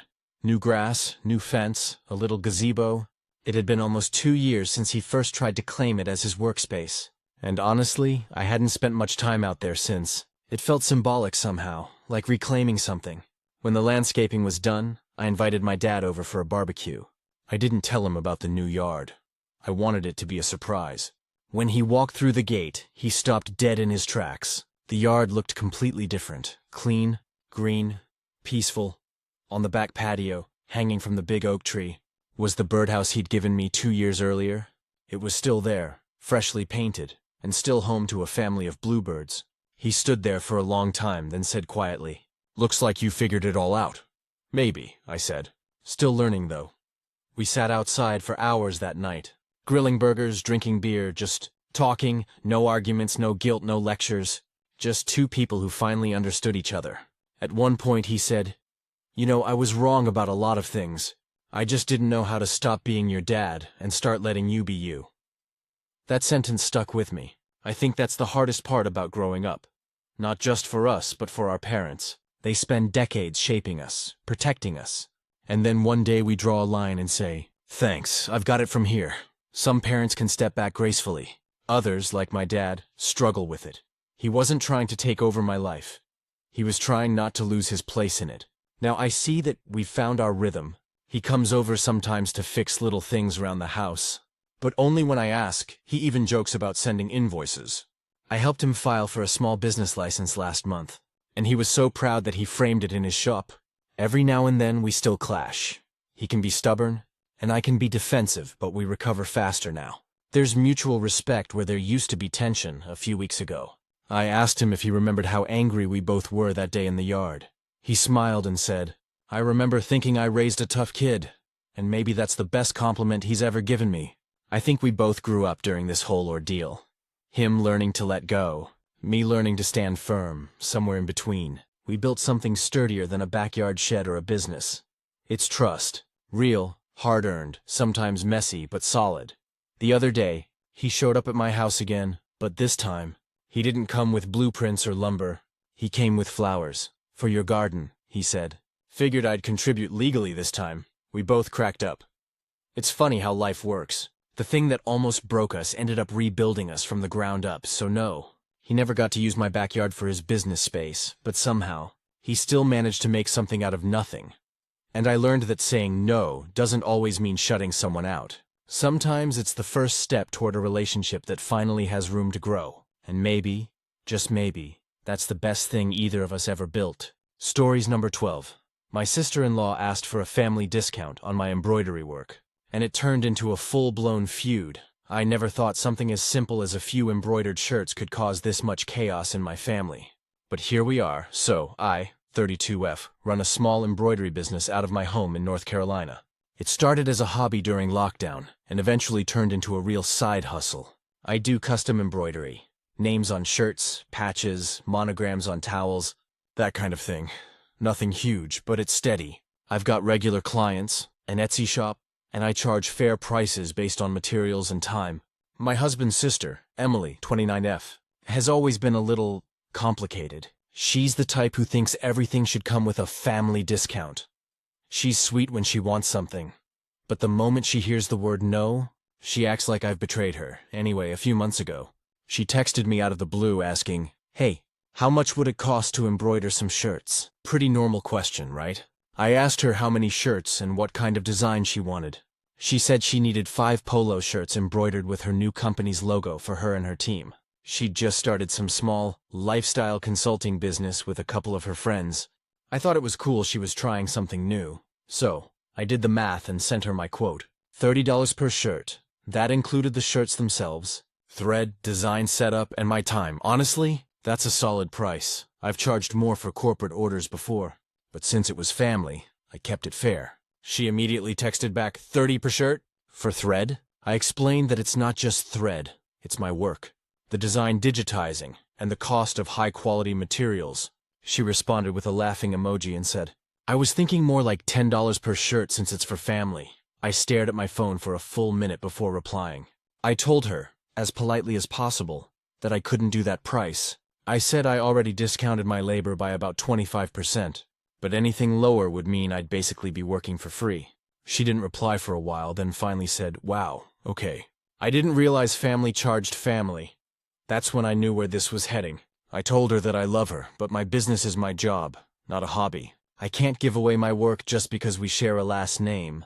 She read it and left me on scene. 2 days later, my husband, Matt, 34M, came home and said, "So, what's going on with you and Emily?" She called me upset, saying you're trying to rip her off. I was floored. I showed him our text exchange, and to his credit, he immediately sided with me. "That's ridiculous," he said. "You shouldn't have to discount your work just because she's family." But Emily wasn't done.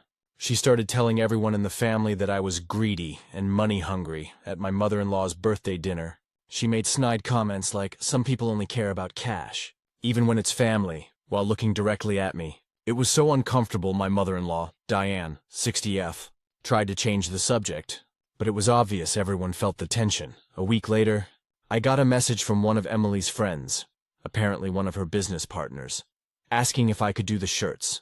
I told her yes, but at my standard rate, she said, "That's fine. I totally understand," so I did the order. No problem, no drama, no discounts. When I delivered them, Emily's friend was thrilled. She even posted a photo of the team wearing the shirts on Instagram with the caption, "Huge thanks to my business name for the amazing embroidery." Emily didn't like that. She called me that night and went off. She accused me of going behind her back to her business partners, of trying to make her look bad, and said I stole her clients. I was speechless. I told her they reached out to me on their own, and I treated them like I would any other customer. She hung up on me. For the next month, things were icy between us. Every family event was awkward. She'd make passive-aggressive jokes like, "Better not ask her for a favor unless you've got your wallet ready." At first, I tried to ignore it, but one night I couldn't take it anymore. We were at a barbecue at Matt's parents' house, and she made another comment about me overcharging her. I finally said, "Emily, if you think my prices are unfair, you're welcome to go anywhere else, but you don't get to insult me just because I value my work." She looked shocked that I said it in front of everyone. My father-in-law actually nodded and said, "She's right, Em. You can't expect people to work for free." That shut her up. For a while, fast forward a few weeks, I got a big order from a local boutique, 20 embroidered tote bags. Guess who saw them when I posted on Instagram? "Emily," she commented. "Guess she does have time for big orders. Just not family ones." I deleted the comment and messaged her privately, asking her to stop. I told her that if she couldn't respect my business, I'd have to block her. She replied, "Go ahead. You've already made it clear money means more to you than people." I didn't respond. I just blocked her. A few weeks later, Diane called me. She said Emily had been crying, saying she missed me and felt like I was punishing her. Diane asked if I could be the bigger person and smooth things over. I told her I was open to forgiving her, but not to being disrespected. I'm done being treated like my work isn't real just because I do it from home. It's been months since then. Emily and I are civil again, but distant. She still hasn't apologized, but she did send me a message recently saying, "Those shirts you did for the team looked really good, by the way." I didn't know what to say, so I just replied, "Thanks. Honestly, I'm fine with it." Not every relationship needs to be perfect. Some people only understand boundaries when you draw them with a thick line. And if there's one thing I've learned through all of this, it's that family and business can mix. But only if everyone involved respects the work. Because in the end, it's not about the shirts, or the thread, or even the money. It's about respect. And that's something I'm not willing to stitch a discount on ever again. Long update. It's been about 6 months since the whole embroidery drama with Emily blew up. And I thought things had finally settled. I was wrong. After the barbecue incident and our silent fallout, we basically existed in this weird Cold War state. Family events were civil but strained. She'd greet me with that tight, fake smile people give when they're pretending not to be mad. I'd mirror it right back. But under the surface, I could feel it. That petty energy that only siblings-in-law can generate. During this time, my embroidery business really started to take off. I landed a partnership with a local boutique and a few steady clients from Instagram. I was working late nights, filling orders, sometimes even skipping social outings to meet deadlines. Matt was proud of me, which helped. But of course, Success has a way of reigniting tension in people who were already jealous. It started with little things. Emily would make jokes like, "Oh, look at you, the big entrepreneur now," or, "Careful, don't forget us little people when you're rich." I'd just smile and move on. But it was clear she wasn't joking. One weekend, Diane asked if I could help with a family fundraiser. Emily's company had offered to sponsor the event, and Diane thought it'd be cute if I donated some embroidered tote bags for the raffle. I agreed. Not because of Emily, but because I actually like Diane. I donated 6 totes, all hand-stitched with different floral designs. I even stayed up till midnight finishing them. The fundraiser went well. Everyone loved the totes. And one of Emily's business partners, the same woman who had ordered shirts from me before, publicly thanked me on the mic, saying how talented I was. Emily stood there clapping stiffly, smiling like it physically hurt her. After the event, she cornered me in the parking lot and said, "Next time, you should probably clear things like that with me first." I blinked at her. "Clear what? Donating bags for charity?" She folded her arms. It was my company's event. It looked weird that my sister-in-law was getting more attention than my business. I laughed out loud. Thinking she was joking, she wasn't. I told her, "Emily, I didn't do that to upstage you. It was a raffle. For charity." She muttered something about boundaries and walked off. Matt was furious when I told him. He called her and said she needed to stop making everything about her. Apparently that conversation didn't go well either, because the next day, Diane texted me saying, "Can you please not involve Matt in every little issue? You two need to just let this go." That stung, because to me, this wasn't every little issue. It was a pattern. Emily crossing lines and then everyone asking me to just keep the peace. So I decided to take a step back. I muted the family group chat, skipped a few dinners, and focused on my work. A few weeks later, Emily texted me out of the blue.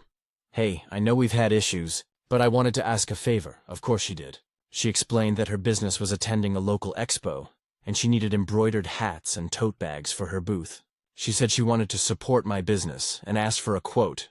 I gave her my standard price, same as I would for any other client, $25 per hat and $30 per tote. She replied, "That's more than what I paid last time for shirts." I just sent back, "That's my rate." She didn't reply for 2 days, then finally said, "I'll think about it." Well, she didn't end up ordering from me, but guess what? A week later, I saw her company's expo photos online, and the hats were embroidered with the same design I'd made for her shirts months ago, except I hadn't made these. The work was sloppy. The threads were frayed, the stitching uneven. It was clearly done by someone using a cheap home machine or an unskilled vendor. But what really got me was that she'd reused my custom design file without permission. That design was my intellectual property. I had digitized it myself. I confronted her, calmly at first. I called and said, "Hey, I saw your expo photos. It looks like someone used the same logo design I made for you before. Did you give them my file?" She sounded nervous and said, "Oh, I didn't think it was a big deal. It's my logo." I told her it's not about the logo. It's about the digitized file I created. It's the equivalent of giving away my pattern. She brushed it off and said, "You're making this into a thing again."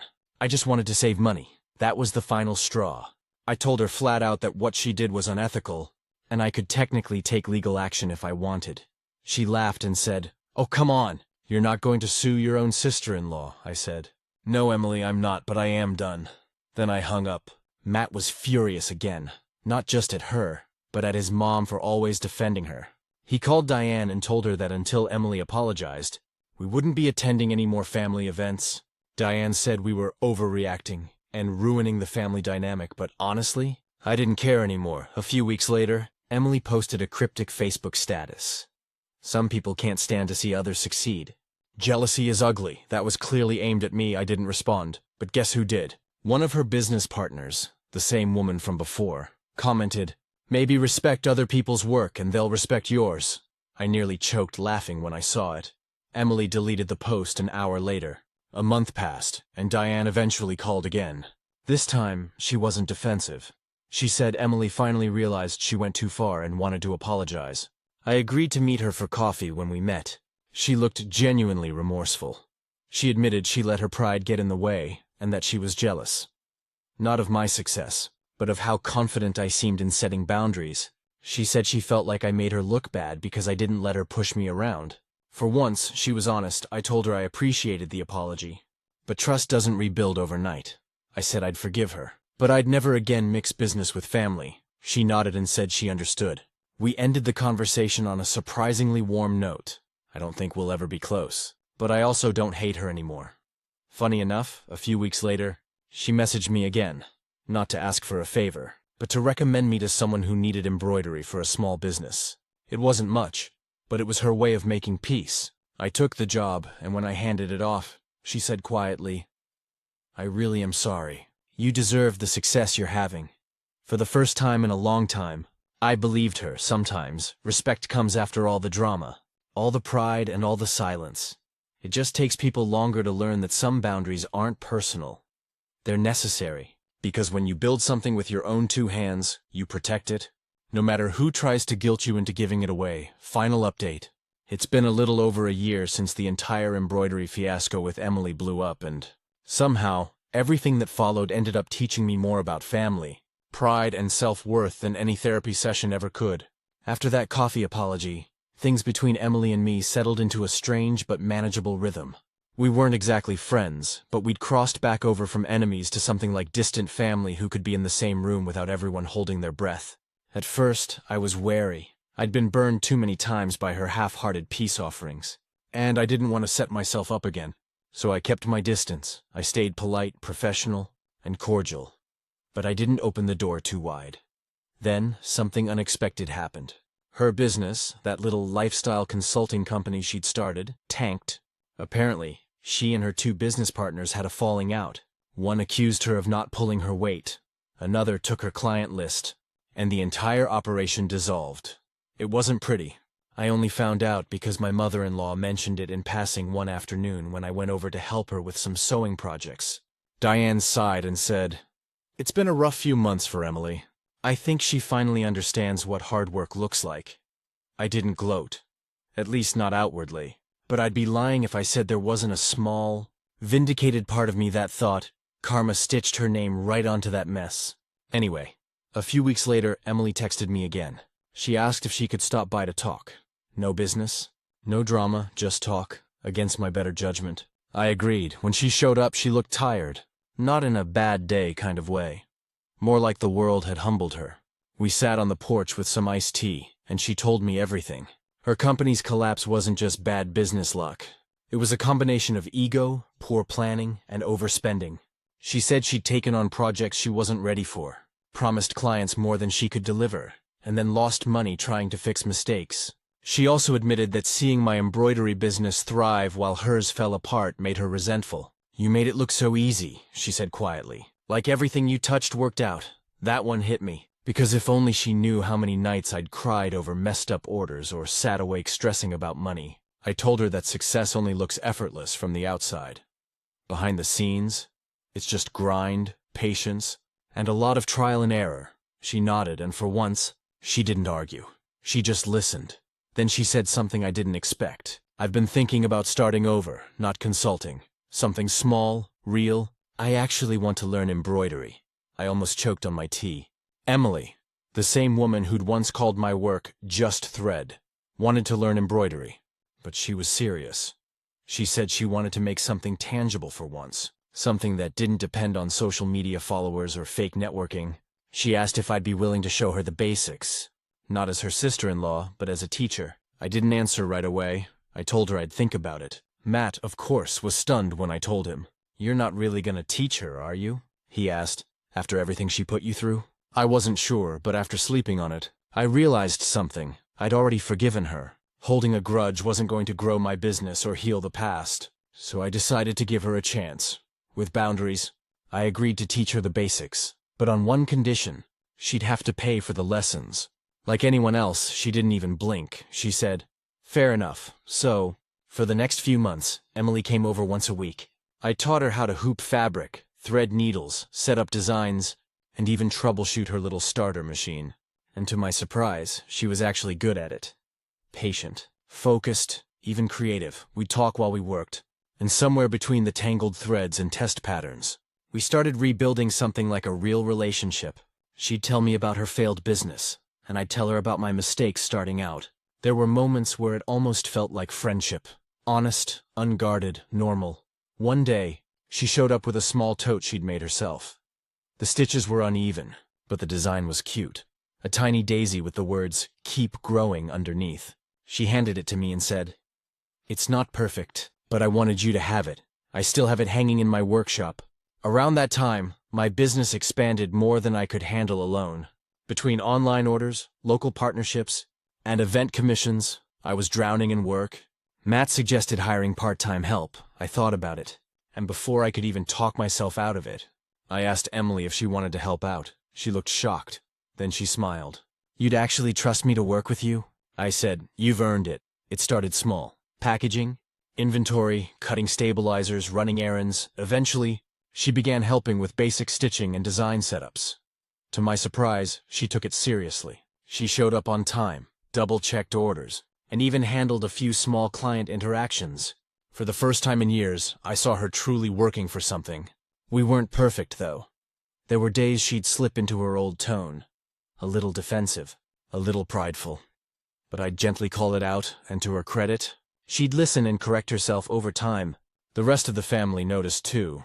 Diane even told me she was proud of how far we'd come. "You two remind me of sisters who finally figured it out," she said during Thanksgiving dinner. I smiled and said, "We're definitely stitched back together.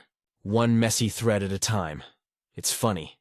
The very thing that tore us apart ended up bringing us closer. Now, a year later, Emily runs her own small Etsy shop. She specializes in baby blankets and personalized bibs. They're simple but sweet. She doesn't underprice her work anymore either. I made sure of that. Sometimes we collaborate on orders. Sometimes we don't. And that's okay. The competition that once poisoned our relationship has turned into mutual respect. Every now and then, she'll text me pictures of her finished projects, asking, "Be honest, how's my tension?" I'll tease her and say, "Still a little tight." And she'll laugh because we both know it's true. But not just about the stitching, we still have our differences. She's still dramatic, and I'm still stubborn. But we've learned that family doesn't mean sacrificing your boundaries. It means learning to love people where they are, even if it took a full-blown embroidery feud to get there. Sometimes I look at that tote bag she made. Keep growing. And I think about how perfectly it sums up what we both needed to do. And honestly, I think we finally did.